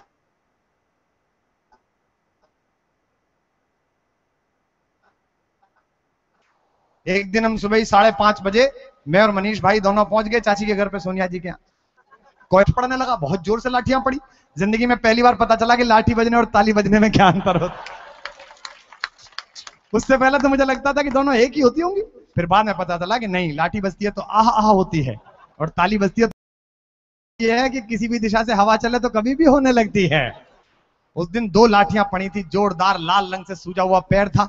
उसी दिन पद्मश्री की लिस्ट घोषित की थी सरकार ने, 2 कवियों को पद्मश्री मिली, तो मैंने कवियों को बधाई दी, दोनों कवियों को। दोनों कांग्रेस के निकट हैं। मैंने कहा जी बधाई हो आपको, तो पद्मश्री मिली। तो मेरी बेटी ने मुझसे पूछा कि पापा आपको कब मिलेगी। मैंने कहा आज मिली तो है 2 ईयरिंग टांग पे।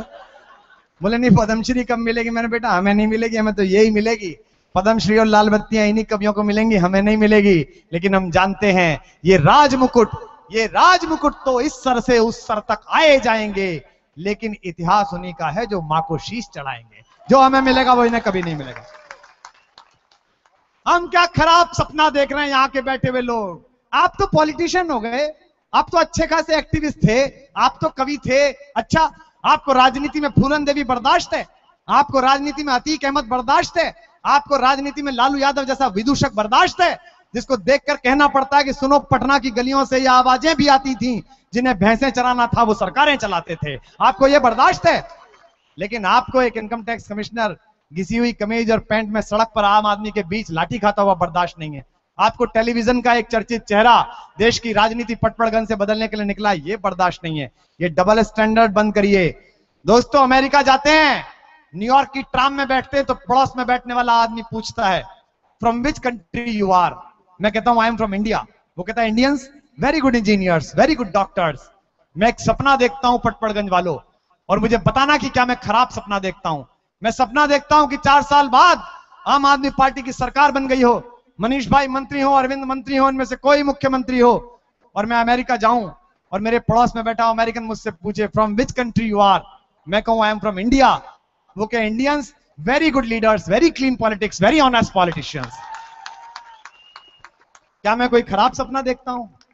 क्या मैं अजीब सपना देखता हूं? यह सपना हिंदुस्तान के हर जवान आदमी को देखना पड़ेगा।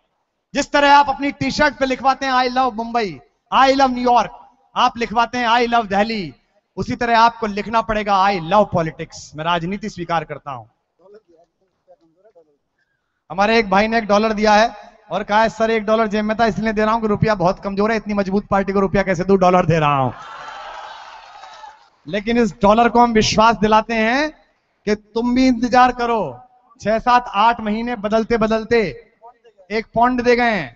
6, 7, 8 महीने बिताओ हे डॉलर और पौंड। तुम सुनो, ये जो अर्थशास्त्री 3 लगाए थे इन्होंने तो अनर्थ कर दिया तुम्हारा, लेकिन हम तुम्हें वहीं पहुंचा देंगे 47 में जहां $1 $1 के बराबर था। जिस दिन हिंदुस्तान हमारे हाथ में होगा उस दिन हम इसे वहीं पहुंचा देंगे। तब मैं कहता हूं, किसी ने मुझसे कहा अभी कि जी रुपया और गिरेगा।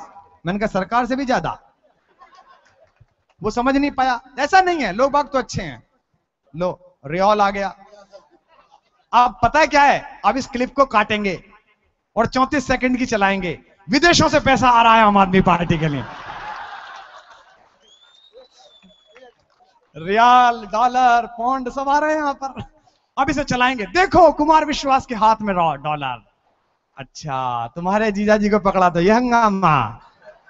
भाजपा वाले एक दिन बोले जीजा जी के नाम पर, ध्यान है, यशवंत सिन्हा एक दिन बोले देश में एक आदमी है।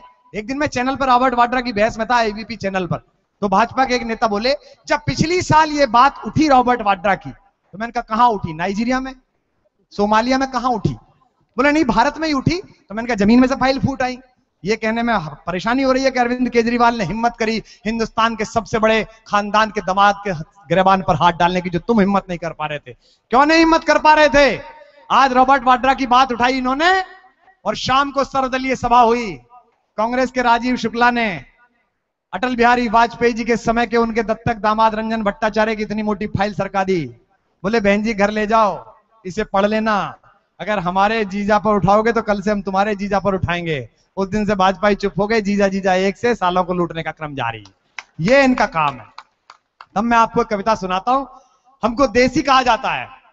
आम आदमी पार्टी, चार आदमी पार्टी, देसी पार्टी, गली मोहल्ला पार्टी, टोपीबाज, खुजलीवाल। एक ने मुझसे कहा कि खुजलीवाल, मैंने कहा बिल्कुल सही नाम रखा है। बोले आप कह रहे हो? मैंने कहा यार उसके आते ही सारी पॉलिटिकल पार्टी के बड़े लीडर्स के खुजली शुरू हो गई, बैठ ही नहीं पा रहे हैं। इससे बढ़िया नाम क्या होगा? क्योंकि एक आदमी है 5.5 फीट का, घर से चलता है फाइल दबा के मेट्रो में, और कहता है कि आज कॉन्स्टिट्यूशन क्लब में अगले संडे को देश के एक बड़े नेता की जन्मपत्री खोलूंगा। हिंदुस्तान के 250 नेता अपने घर पे एम्बुलेंस लगवा लेते हैं कि मेरा नंबर तो नहीं आने वाला है। ये ताकत है आम आदमी। हमको देसी कहते हैं। मैं देसियों पर एक कविता इन दिनों अमेरिका में और दुनिया में पढ़ रहा हूं, मैं आपको सुनाता हूं, फिर तिरंगा सुनाकर आपको विदाई दूंगा। और आप अपनी वोटों की संख्या बढ़वाते जा रहे हो, ध्यान रखना, जितना ज्यादा सुनोगे उतनी वोटों की संख्या आपकी बढ़ती चली जा रही है। आपकी हिम्मत देखना चाहता हूं। अगले 2 महीने टाइम भी देना है आपको, ध्यान रखना।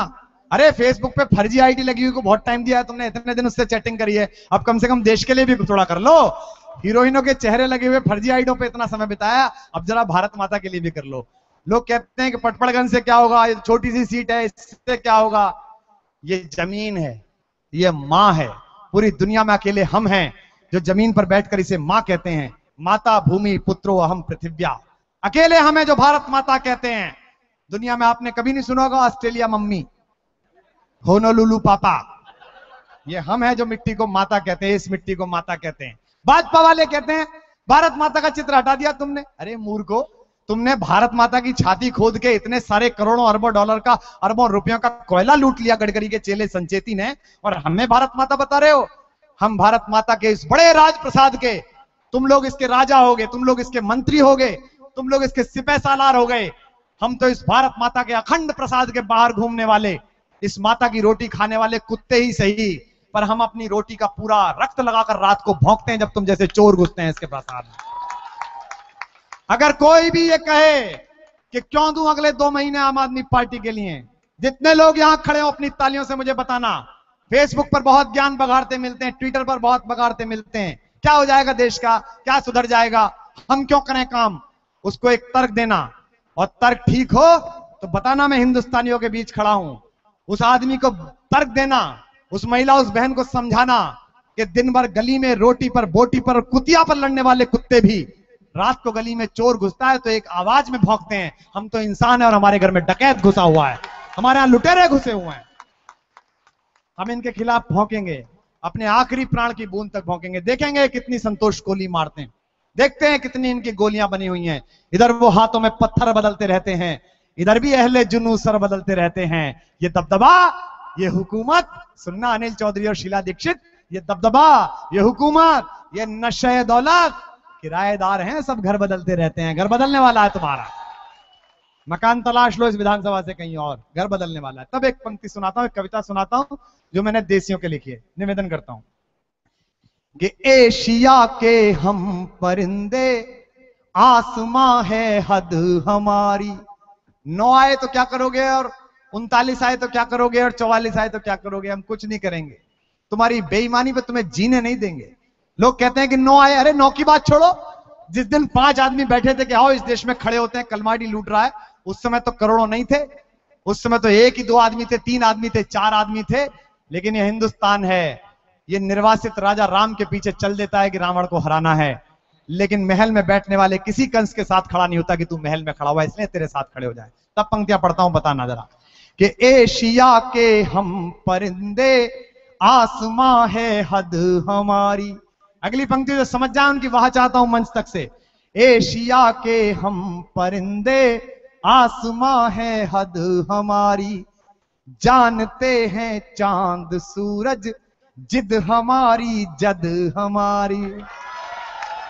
जानते हैं चांद सूरज जिद हमारी जद हमारी, हम वही जिसने समंदर की लहर पर बांध साधा, हम वही जिनके लिए दिन रात की उपजी न बाधा, हम की जो धरती को माता मान कर सम्मान देते, हम की जो चलने से पहले मंजिलें पहचान लेते, हम वही जो, अब जो समझे बताना, हम वही जो शून्य में भी शून्य रचते हैं निरंतर।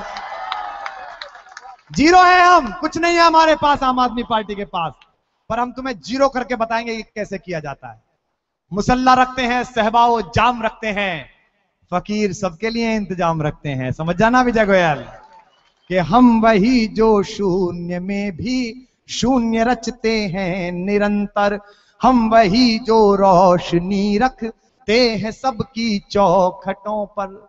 उन उजालों का यही, उन उजालों का यही पैगाम ले आए हैं हम हैं देसी, हम हैं देसी, हम हैं देसी, हम हैं देसी, हम हैं देसी, हाँ मगर हर देश में छाए हैं हम। हाथ लगाकर, हम हैं देसी, हाँ मगर हर देश में छाए हैं हम हैं देसी, हाँ मगर हर देश में छाए हैं हम हैं देसी, हाँ मगर हर देश में छाए हैं हम। भाजपा के एक नेता बोले ये आम आदमी पार्टी वाले तो छर्रे हैं, छर्रे। मैंने कहा आप बड़े बॉल बियरिंग? बोले हाँ जी। मैंने कहा तुम कितने ही बड़े बॉल बियरिंग हो, पर ऑटो वालों से पूछ लेना, छर्रा फंस जाए तो बड़ा बड़ा बियरिंग घूमना बंद कर देता है। हमसे मत फंसो। तब पंक्तियां सुनाता हूं, निवेदन करता हूं कि हमने बतलाया कि जीने का असल अंदाज क्या है। जिंदगी महत्वपूर्ण नहीं है आपकी, आपकी मृत्यु महत्वपूर्ण है। आप कैसे पृथ्वी से गए ये महत्वपूर्ण है। आज रात सोने से पहले अपने बच्चे का चेहरा अपनी आंख के आगे करना। स्कूल में एडमिशन दिलाना होता है तो 5 स्कूल की खाक छानते हो छुट्टी लेकर कि कौन से स्कूल में दिलाऊं। मां की आंख का चश्मा बनवाना होता है तो 10 लोगों से पूछते हो किस डॉक्टर के पास जाऊं। लेकिन इस बच्चे का भविष्य जिसके हाथ में सौंपते हो, ध्यान से देखते भी नहीं कि किसी गुंडे को जिता रहे हो, कि डकैत को जिता रहे हो, कि बलात्कारी को जिता रहे हो। इसलिए उनके अपराधी हो अगर आपने ये काम किया। उसका चेहरा आगे रखना। तब एक पंक्तियां पढ़ता हूं कि हमने बतलाया कि जीने का असल अंदाज क्या है। हमने बतलाया कि जीने का असल अंदाज क्या है। हमने दुनिया में मोहब्बत का असर जिंदा किया है।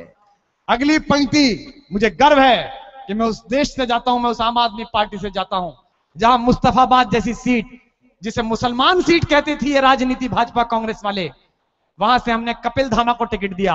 और आर के पुरम, जिसे ये हिंदू सीट कहते थे, वहां से हमने शाजिया इल्मी को लड़ाया। हम तुम्हारे हिंदू मुसलमान के फेर बदलने वाले हैं। अब पंक्ति पढ़ रहा हूं कि हमने दुनिया में मोहब्बत का असर जिंदा किया है। कोई भी हाथ खामोश ना हो इस बार, आगे बाहर के भीतर के सुनना कि हमने दुनिया में मोहब्बत का असर जिंदा किया है। हमने दुश्मन को गले मिल मिल के शर्मिंदा किया। हमने दुश्मन को गले मिल मिल के शर्मिंदा किया है। हमने बतलाया कि कुदरत का असल अंदाज क्या है। 4 चीजें दुनिया को हमने सिखाई। अगली लाइन में चारों चीजें पढ़ रहा हूं। हमारी माएं, हमारी बहनें बैठी हैं, आपका आशीर्वाद मिले और आपकी तालियां। हमने बतलाया कि कुदरत का असल अंदाज क्या है। महक क्या है, रंग क्या है, रूप क्या है, स्वाद क्या है। महक क्या है, रंग क्या है। चाउमीन आ गया हो चीन से, लेकिन पटपड़गंज में हमने ऐसा चाउमीन बनाया कि असली चीनी खा ले तो सुबह तक याद रहता है कि क्या खाया था उसने, कि रंग क्या है, महक क्या है, रूप क्या है, स्वाद क्या है। इन तरक्की के खुदाओं ने तो घर को डर बनाया। शीला दीक्षित के घर गए हो कभी? कोई नहीं गया। मैं और मनीष गए एक बार चिट्ठी देने के लिए, चिट्ठी नहीं ले रही थी ताई।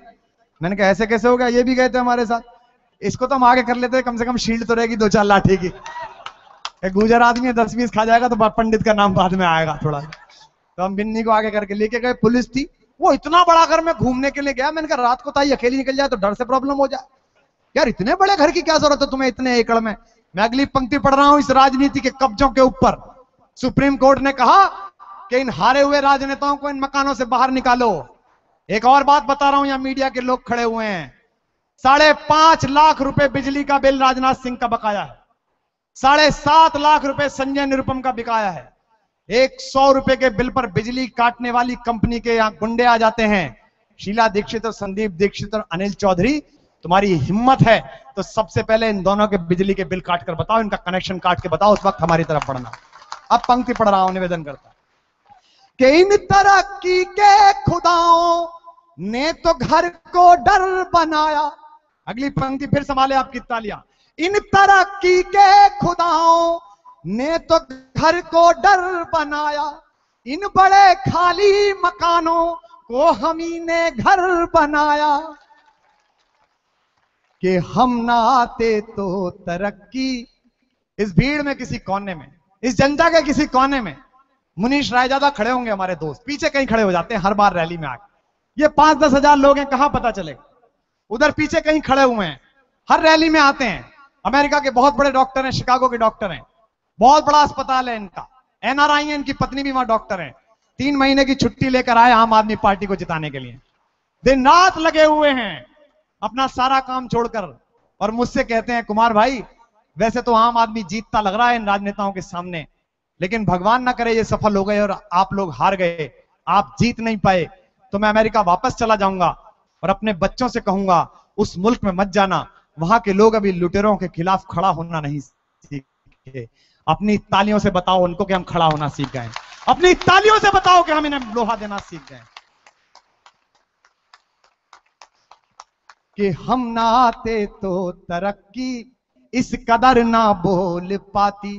पूरी दुनिया में जलवा है हमारा, ऐसा क्या हो गया कि इस हिंदुस्तान में हमें चोर कह दिया गया। ये महिलाएं बैठी हैं, इस देश का वित्त मंत्री 500 टन सोना गिरवी रखना चाहता है। आप जानते हैं किसी घर में सोना कब गिरवी रखा जाता है? जब घर के बुजुर्ग मर जाएं और लड़के निकम्मे निकल जाएं। क्या हम निकम्मे हैं? क्या हम काम नहीं करते? इस देश का सिपाही जैसलमेर 50 डिग्री में लड़ता है और सियाचिन -40 डिग्री में लड़ता है। निकम्मे हिंदुस्तानी नहीं है नालायकों, निकम्मे तुम हो जिन्होंने इस देश को बेच कर रख दिया, इसलिए हमारा सोना बेचना चाहते। कि हम ना आते तो तरक्की। अमेरिका आंख दिखा देता है, बांग्लादेश डांट देता है, पाकिस्तान डांट देता है, देश का प्रधानमंत्री इनका बने या उनका बने। सूर्य नमस्कार की मुद्रा में 15 अगस्त के दिन खड़े होकर कहता है 36 करोड़ के अमेरिका से 125 करोड़ के देश का प्रधानमंत्री कि 17 करोड़ के पाकिस्तान को मना लो अंकल जी, हमारे यहां आतंकवादी ना भेजे। ये भाषा होनी चाहिए। जिस दिन लाल किले को एक आम आदमी की जबान मिल गई, उस आदमी की भाषा होगी। दुनिया के जिस मुल्क की औकात है अपने आतंकवादी भेजे, हमारे सैनिकों की गोलियां उनका स्वागत करने के लिए तैयार खड़ी हुई, यह जबान मिलनी चाहिए उस दिन। तब पंक्तियां पढ़ता हूं।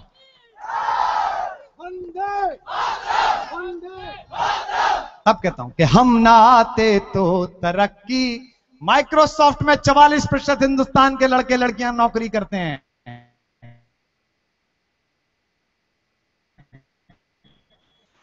क्या आंखें दिखाती है दुनिया हमें? देश ठीक हो गया, यहां सड़कें ठीक हो गई, अमेरिका जैसा हो गया, भ्रष्टाचार मुक्त हो गया, और भारत माता ने किसी सारे बेटों को आवाज दे ली ना किसी दिन, तो अमेरिका वालों तुम्हारी विंडो छोड़ डोर खुलनी बंद हो जाएंगे, ध्यान रखना।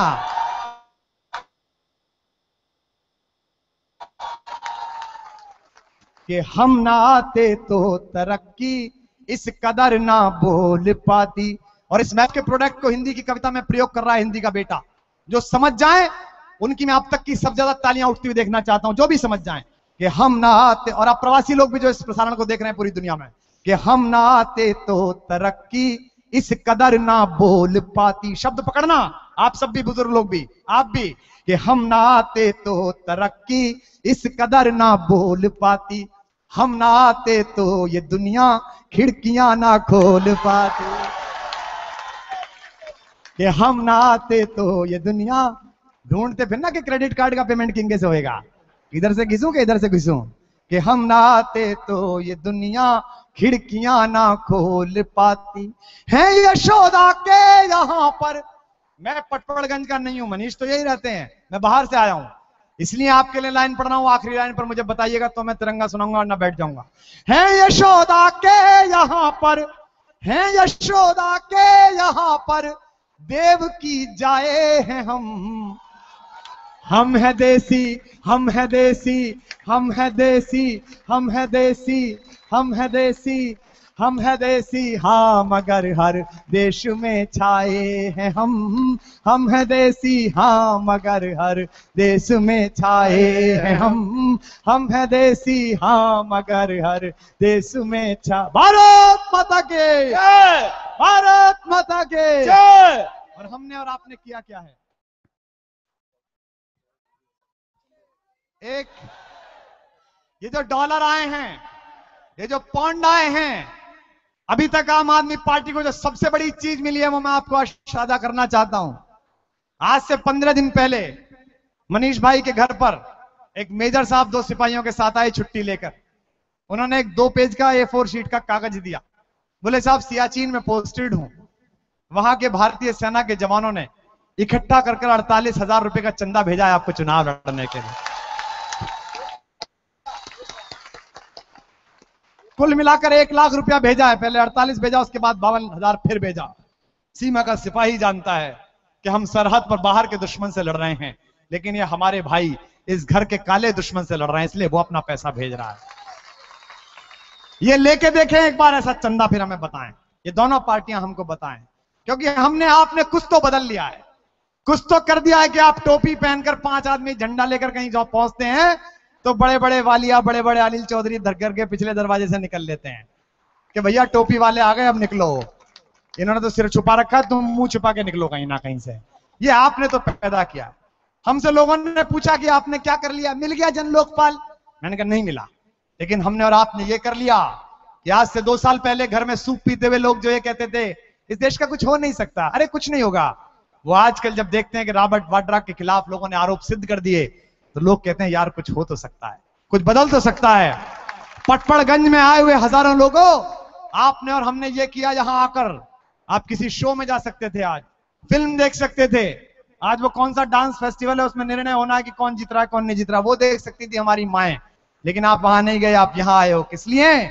क्योंकि कुछ देशभक्ति के मंत्र यहां हमने आकर बांचे तो हैं, कुछ तो किया हमने कि कुछ देशभक्ति के मंत्र यहां हमने आकर बांचे तो हैं, हम देशद्रोह के विषधर के फन पर चढ़कर नाचे तो हैं। हाथ रह गए खामोश कुछ लोगों के, अगली 2 पंक्तियों पर बताना। अरे छोड़ो आम आदमी पार्टी, देश के हो कि नहीं हो, हिंदुस्तान के हो कि नहीं हो, बताना। हम देशद्रोह के विषधर के, और मैं इस बात का सलाम करता हूं कि जहां भाजपा का कमल लगा हुआ है वहां से भी तालियां उठ रही हैं, इससे पता चल रहा है कि देश में कुछ भी हो। हम देशद्रोह के विषधर के फन पर चढ़कर नाचे तो हैं। अब अगली 2 पंक्तियां स्वीकार करना। इस भ्रष्ट तंत्र के अंधड़ को आगे बढ़ ललकारा तो है। संभालना अगली पंक्ति पर, आखिरी पंक्ति पर आपका पूरा हुजूम उठे। इस भ्रष्ट तंत्र के अंधड़ को आगे बढ़ ललकारा तो है, धीमा ही सही तमाचा पर इसके मुंह पर मारा तो है। हमने बातचीत तो शुरू की, ये डरना तो शुरू हुए।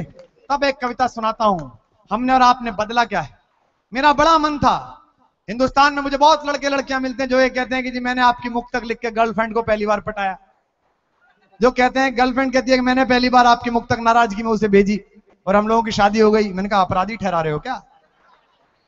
लेकिन मेरा बड़ा मन था कि मां सरस्वती मुझसे एक ऐसा गीत लिखवाए जिसे गाते हुए आंदोलनकारी सड़क पर जुल्म के खिलाफ लाठियां खाएं, एक ऐसा गीत लिखवाए जिसे खेत में अनाज लगाता हुआ, पानी लगाता हुआ किसान अपनी फसल के साथ गाए, जिसे मिल मालिक के धरने के सामने मजदूर अपने पसीने के साथ गाए। और भगवान ने एक गीत मुझसे ऐसा लिखवा लिया। मैं वो गीत आपको समर्पित करना चाहता हूं। आपने आज बता दिया है कि पटपड़गंज हम हजारों मार्जिन से जीतने वाले हैं। पटपड़गंज में बाकी सबकी जमानत जब्त होने वाली है, आपने बता दिया। तब मैं आपको सुनाता हूं, निवेदन करता हूं कि शोहरत न अता करना मौला, शोहरत न अता करना मौला, दौलत न अता करना मौला, बस इतना अता करना चाहे, जन्नत न अता करना मौला। शम्माए वतन की ला पर जब, शम्माए वतन की ला पर जब कुर्बान पतंगा हो, होठों पर गंगा हो, हाथों में तिरंगा, हाथ उठाकर, होठों पर गंगा हो, जोर से गाओ, होठों पर गंगा, होठों पर गंगा हो, हाथों में तिरंगा हो। बंद सुनना कि बस ये एक सदा ही सुने सदा। हमारे दुनिया में सारे बड़े डॉक्टर्स इंजीनियर्स हिंदुस्तान देता है। पटपड़गंज से भी बहुत सारे लड़के विदेश गए। एक ऐसी सूचना दे रहा हूं, आपके कलेजे में उत्साह की भावना भर जाएगी। दुनिया के सबसे बड़े शक्तिशाली आदमी बराक ओबामा के 18 डॉक्टर्स की टीम में 13 भारतीय लड़के लड़कियां काम करते हैं। क्योंकि ये दुनिया जानती है कि अगर 19वीं शताब्दी इंग्लैंड की थी, अगर 20वीं शताब्दी अमेरिका की थी, तो 21वीं शताब्दी हिंदुस्तान के बेटे बेटियों की। ये सब जानते हैं। लेकिन आश्चर्य होता है, मैं रोमांच से भर जाता हूं ये सोचकर कि दुनिया का सबसे शक्तिशाली आदमी बेहोशी की हालत में अपना शरीर सौंप देता होगा हिंदुस्तान के बेटों की प्रतिभा को कि तुम भारत माता के बेटे हो, तुम पटपड़गंज से आए हो, तुम लक्ष्मी नगर से आए हो, मैं तुम्हारी विनम्रता पर, तुम्हारी प्रतिभा पर, तुम्हारी ईमानदारी पर भरोसा करता हूं, काटो मेरा शरीर, करो मेरा इलाज। लेकिन अगली बात जो कह रहा हूं, घृणा से उबाल आ जाए, एक पोखरण का विस्फोट आपकी छाती में हो जाए, तो 3 महीने सोना मत इस गुस्से को पालना। दुनिया के सारे शक्तिशाली नेता और बड़े लोग हमारे बेटे बेटियों की प्रतिभा पर भरोसा करते हैं, सारे बड़े नेता। और हमारे देश की एक बड़ी नेता है, उन्हें जरा सी बीमारी हुई और वो विदेश चली गई। आप हमारे बेटों पर भरोसा नहीं करती और मैं आपके बेटे पर भरोसा करके देश सौंप दूं उसे। आप हमारे लड़के लड़कियों की प्रतिभा पर भरोसा नहीं करती और मैं आपके टेडी बियर को हिंदुस्तान का भविष्य सौंप दूं। जबकि हमारे लड़के तो पढ़े लिखे भी हैं भाई, तुम्हारे वाले का तो पता ही नहीं चल रहा है कि आया मामला क्या है। कोई मुझसे कह रहा था कि देश में कोई भी आग लग जाए, कुछ भी हो जाए, ये राहुल गांधी जी को समाचार क्यों नहीं रहता है। मैं राहुल गांधी का दोष ही नहीं है, पोगो पे आता ही कहां है, कहां से देख पाएंगे बेचारे। खिलवाड़ नहीं है देश, हिंदुस्तान है। ये मेरे मादरे वतन हिंदुस्तान की मिट्टी है। और मुझे बताया गया, जैसा मनीष भाई ने भी ये दर्द जाहिर किया, कि कुछ लोग कहते हैं कि आपके साथ हैं लेकिन आपका होर्डिंग नहीं लगाएंगे, साहब बाहर नहीं निकलेंगे। 67 साल में हम इतने घिस गए हैं क्या? 67 साल में इतने डरपोक हो गए हैं क्या? गोरे अंग्रेजों के सामने छाती खोल देने वाली कौम इन काले अंग्रेजों के गुंडों से इतनी डरने लगी है क्या? दोस्तों, 13 साल के ऊधम सिंह ने अपने बाप को मरते हुए देखा था जलियांवाला बाग में। 16 साल की उम्र में लंदन गया, जनरल डायर के घर 1 साल नौकरी की, रसोइये की, खाना बनाया। और ऐसी ही सभा में जब जनरल डायर का सम्मान हो रहा था जलियांवाला बाग हत्याकांड के उपलक्ष्य में, तो सामने से खड़े होकर 3 गोलियां उसकी छाती में मारी।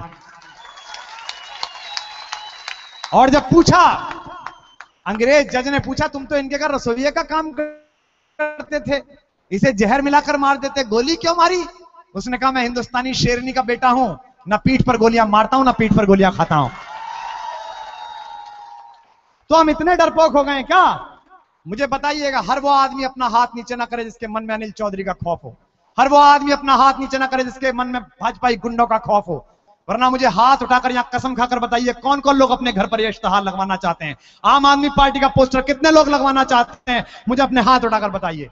बजाय ताली और बताएं इन दोनों के गुंडों को कि आप तैयार हो गए। देखें किसका पोस्टर उतरवाते हैं ये। ऑटो रिक्शे वाले से पूछता हूं मैं कि भैया किसको वोट दोगे? पहचानता नहीं है वो, कहता साहब केजरीवाल को दूंगा। मैंने कहा पोस्टर तो नहीं लगा रखा है। बोले साहब गाड़ी मालिक की है, पोस्टर दिल में लगा हुआ है। ये हिंदुस्तान। निवेदन करता हूं कि बस ये एक सदा ही सुने सदा, बर्फीली मस्त हवाओं में, बस एक दुआ ही उठे सदा, जलते तपते सहराओं में। कम से कम शहीदों की जब बहस हो रही थी तब तो चुप रह जाते। दामिनी के लिए न्याय मांगने के लिए बच्चियां उतरी, वो मर गई लड़की। सफदरजंग में अगले दिन सुबह सुबह मेयर मनीष पहुंचे। मेरी मैरिज एनिवर्सरी थी 23 दिसंबर को, जिस दिन मैं पिटकर लौटा था इसके साथ। वहां से लाठियां खाकर पत्नी ने कहा केक कब खाओगे, मैंने सुबह से पड़ रही है। कोई दुख नहीं, हम उस बच्ची को नहीं बचा पाए, हमें इसकी शर्म है। हमें शर्म इस बात पर आती है कि 125 करोड़ के देश के पास एक अस्पताल नहीं था कि अपनी बेटी का इलाज करवा पाता। 80 किलोमीटर के सिंगापुर के पास भेजा। क्या सोचता होगा हमारे बारे में? ये महाशक्ति हैं, इन्हें अपनी बहन बेटियों के उपचार के लिए अस्पताल नहीं खोल पाए 67 साल में। लेकिन मैं बुझा हुआ नहीं हूं, मैं थका नहीं हुआ। मेरी बहनें बैठी हैं यहां, मैं तुम्हारी राखी की कसम खाकर कहता हूं, मैं थका हुआ नहीं हूं। माना कि दामिनी नहीं बची, लेकिन यह भी हिंदुस्तान के इतिहास ने पहली बार देखा कि सुबह 9 बजे 18 साल की लड़कियों ने भारत के महामहिम राष्ट्रपति के दरवाजे पर लात मारी जाकर कि दरवाजा खोलिए, हिसाब मांगने के लिए आया आपसे। यह भी ताकत आपने पैदा की। यह ताकत भी इसी हिंदुस्तान के इस आंदोलन ने पैदा की, आम आदमी पार्टी और इस अन्ना हजारे के आंदोलन। तब पंक्तियां पढ़ता हूं कि बस ये एक सदा ही सुने सदा बर्फीली मस्त हवाओं में, बस ये एक दुआ ही उठे सदा जलते तपते सहराओं में, जीते जी इसका मान रखें। तिरंगे को अपनी आंखों के आगे रखना, और कसम देता हूं अपनी वहां से बताना कि हिंदुस्तानी हो, कि जीते जी अपना मान रखें, मर कर मर्यादा याद रहे, हम रहे कभी ना रहे मगर इसकी सज धज आबाद रहे। गोधरा न हो, गुजरात न हो। हम तुम्हारी तरह धूर्त धर्मनिरपेक्ष नहीं है, हम तुम्हारी तरह धूर्त राष्ट्रवादी नहीं है। हम दोनों की निंदा कर रहे हैं। न गोधरा जैसी क्रिया होनी चाहिए, न गुजरात जैसी प्रतिक्रिया होनी चाहिए। हम दोनों को एक साथ नकार रहे हैं। तुम लड़ाते हो, हम मिलाने का काम करते हैं। लोग कहते हैं कि आप बिजली के कनेक्शन जोड़ने जाते हो, हमने कहा बिजली हो या दिल हो, हम तो जोड़ने का ही काम करते हैं, काटने का काम तो तुम करते हो रे कांग्रेस वाले। कि गोधरा न हो, गुजरात न हो। एक एक हाथ तैयार हो जाए इस बार। गोधरा न हो, गुजरात न हो, इंसान नंगा हो, होठों पर गंगा हो, हाथों में तिरंगा हो, होठों पर गंगा हो, आद्र में तिरंगा हो, होठों पर गंगा हो, हाथों में तिरंगा हो, होठों पर गंगा हो, हाथों में तिरंगा हो। बंद पढ़ता हूं, सुनेगा कि गीता का ज्ञान सुने न सुने, इस धरती का यशगान सुने। लोग कहते हैं कि इनसे जीतोगे कैसे, ये तो बहुत बदमाश है, ये तो बहुत नालायक है। मैंने कहा हो गए थे तो नहीं, तुमने और हमने बना दिए हैं, पर कोई दिक्कत नहीं। हमारे पास ऐसे फार्मूले हैं जो ये सोच नहीं सकते। इन्होंने पिछले 3 साल में हर बार ये सोचा अब खत्म हो गए, अब निपट गए, पर हम ना निपटे, आप ना निपटे। मेरे गांव में जहां मैं रहता था पिलखवे में, उसके पास एक जगह एक बार एक पहलवान आ गया लड़ने के लिए, हरियाणा से, लखिया पहलवान। उसकी क्वालिटी ये थी कि वो कुश्ती लड़ता लड़ता पहलवान को मार देता था। उसने 1 लाख रुपए का उन दिनों इनाम दिया कि भाई जिसकी मां ने दूध पिलाया वो मुझसे लड़ ले। सारे गांव के पहलवान डर गए, कौन मरे। अब वो रोज बदतमीजी करे चौपाल पे के सब मर गए क्या? अरे सबने डिब्बे का दूध पिया है, किसी ने मां से नहीं पिया क्या? सब चुपचाप बैठ गए, जैसे हम और आप चुपचाप बैठे हुए थे भ्रष्टाचार के खिलाफ। गांव में एक बनिया था, परचून की दुकान पे बैठता था, 5.5 फीट का 45 किलो का, केजरीवाल टाइप रहा होगा। उसने कहा भाई ये सहन नहीं होगी।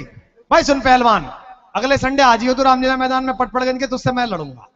अब लोगों ने सेठ जी समझाए कि सेठ जी किससे लड़ने जा रहे हो, जैसे अरविंद को लोगों ने समझाया भैया किससे लड़ने जा रहे हो, बहुत बदमाश है ये। वो बोला भाई देखो अब मरे चाहे जिए, चुनौती दी है इस बदमाश ने तो इसको सामना तो करेंगे। साहब रामलीला मैदान में हजारों लोग इकट्ठे हो गए, कुश्ती देखने नहीं, ये देखने के चलो सेठ जी की शव यात्रा ही दिखाएंगे इस बहाने। सेठ जी ने कंधे से कंधा मिलाया, पहलवान की गर्दन पे 2 उंगली रखी, फिर बोले पहलवान जी आपका ब्याह हो गया? पहलवान साहब बोले हाँ सेठ जी हो गया। बच्चे हैं? बोले हाँ जी 3 लड़कियां हैं। अरे बोले राम राम राम राम, आप कहां मरने आ गए? मेरे पास ऐसी टेक्निक है कि मैं अभी आपकी गर्दन दबाऊंगा, आप पट मर जाओगे। मैं पहले 17 मार चुका हूं, ये गांव वालों ने फंसा दिया आपको लाख रुपए के चक्कर में। अब पहलवान डर गया, उसने कहा अब भी समय है, देखो आपकी भी रह जाए मेरी भी रह जाए, लाख रुपए के इनाम की बात है, आप आज हार जाओ कल गले पे आ जाना, 2 लाख ले जाना। पहलवान को स्कीम समझ में आ गई, वो हार गया। सेठ जी ऊपर बैठ गए, भारत माता की जय।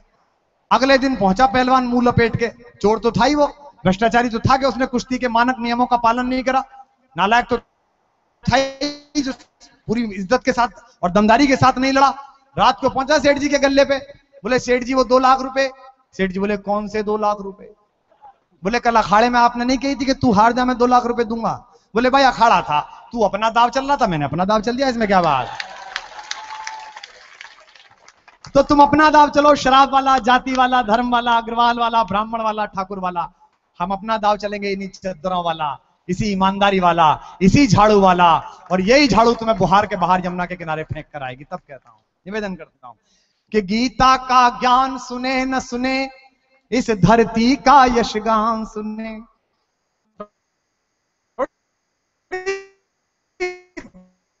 दबंगई लाओ यार देश के शासन में, देश की राजनीति में थोड़ा दमदारी लाओ। आदरणीय प्रधानमंत्री लाल किले से बोलते हैं तो ऐसा लगता ही नहीं देश का प्रधानमंत्री लग रहा, ऐसा लगता है कि देश विज्ञान में तरक्की कर गया और रोबोट तक भी अब काम पे लगा दिए गए हैं। अब आरटीआई कमजोर कर रहे हैं, सब आरटीआई खत्म करेंगे। एक पत्रकार ने मुझसे पूछी कि प्रधानमंत्री आरटीआई के खिलाफ क्यों है? मैंने कहा प्रधानमंत्री को डर है कि कोई आरटीआई डाल के पूछ नहीं ले कि देश का प्रधानमंत्री कौन है। सरकार क्या जवाब देगी? कई बार तो मुझे ऐसा लगता है कि सोनिया गांधी जी ने प्रधानमंत्री बना तो रखा पर बता नहीं रखा। 40,000 फुट की ऊंचाई पर हिंदुस्तान का प्रधानमंत्री हवाई जहाज में बैठ के कह रहा है राहुल गांधी जी अगर तैयार हो तो मैं उनके नेतृत्व में काम करने को तैयार। कैसी शर्म की बात है। हम देश में ऐसा प्रधानमंत्री देखना चाहते हैं जो ये कहता हो कि एक आम आदमी भी कह देगा तो मैं अपना प्रधानमंत्री पद छोड़ने के लिए तैयार हूं। ऐसी लोकप्रिय सरकारें होनी चाहिए, ऐसे लोकप्रिय नेता होने चाहिए कि गीता का ज्ञान सुने न सुने, इस धरती का यशगान सुने। बिना नाम लिखवाए अपना बाहर और बिना इसमें 10 रुपए डाले मत जाना। तब कहता हूं इतना पेमेंट तो बनता है कि नहीं बनता? कि गीता का ज्ञान सुने न सुने, इस धरती का यशगान सुने। हम शब्द कीर्तन सुन न सके, भारत मां का जयगान सुने। परवरदिगार मैं तेरे द्वार पर ले पुकार ये कहता हूं। इस्लाम के नाम पढ़ता हूं, उन बेटों के नाम पढ़ता हूं जो अफजल गुरु पैदा नहीं करती, जो बिखरी जुल्फों वाला हिंदुस्तान का सबसे बड़ा बेटा एपीजे अब्दुल कलाम पैदा करती है। मैं उसकी जनता के नाम पर कि परवरदिगार मैं तेरे द्वार पर ले पुकार ये कहता हूं। आखिरी 2 पंक्तियों में देखना चाहता हूं कितना खून आपकी नसों में खौला दिया मैंने। परवरदिगार मैं तेरे द्वार पर ले पुकार ये कहता हूं। चाहे अजान ना सुने कान, पर जय जय हिंदुस्तान सुने। चाहे अजान ना सुने कान, पर जय जय हिंदुस्तान सुने। जन मन में जन मन में जन मन में जन, हाथ उठाकर, जन मन में जन मन में, इस मन में एक एक व्यक्ति, जन मन में जन मन में, इस मन में उस मन में, इस मन में इस मन में, जन मन में उच्छल देश प्रेम का जलधि तरंगा हो। होठों पर गंगा हो, हाथों में तिरंगा। और दिखाओ, हाथों में तिरंगा हो, होठों पर गंगा हो, हाथों में तिरंगा हो। होठों पर गंगा हो, हाथों में तिरंगा हो, होठों पर गंगा हो, हाथों में। भारत माता के, आम आदमी पार्टी, आम आदमी पार्टी, भारत माता के।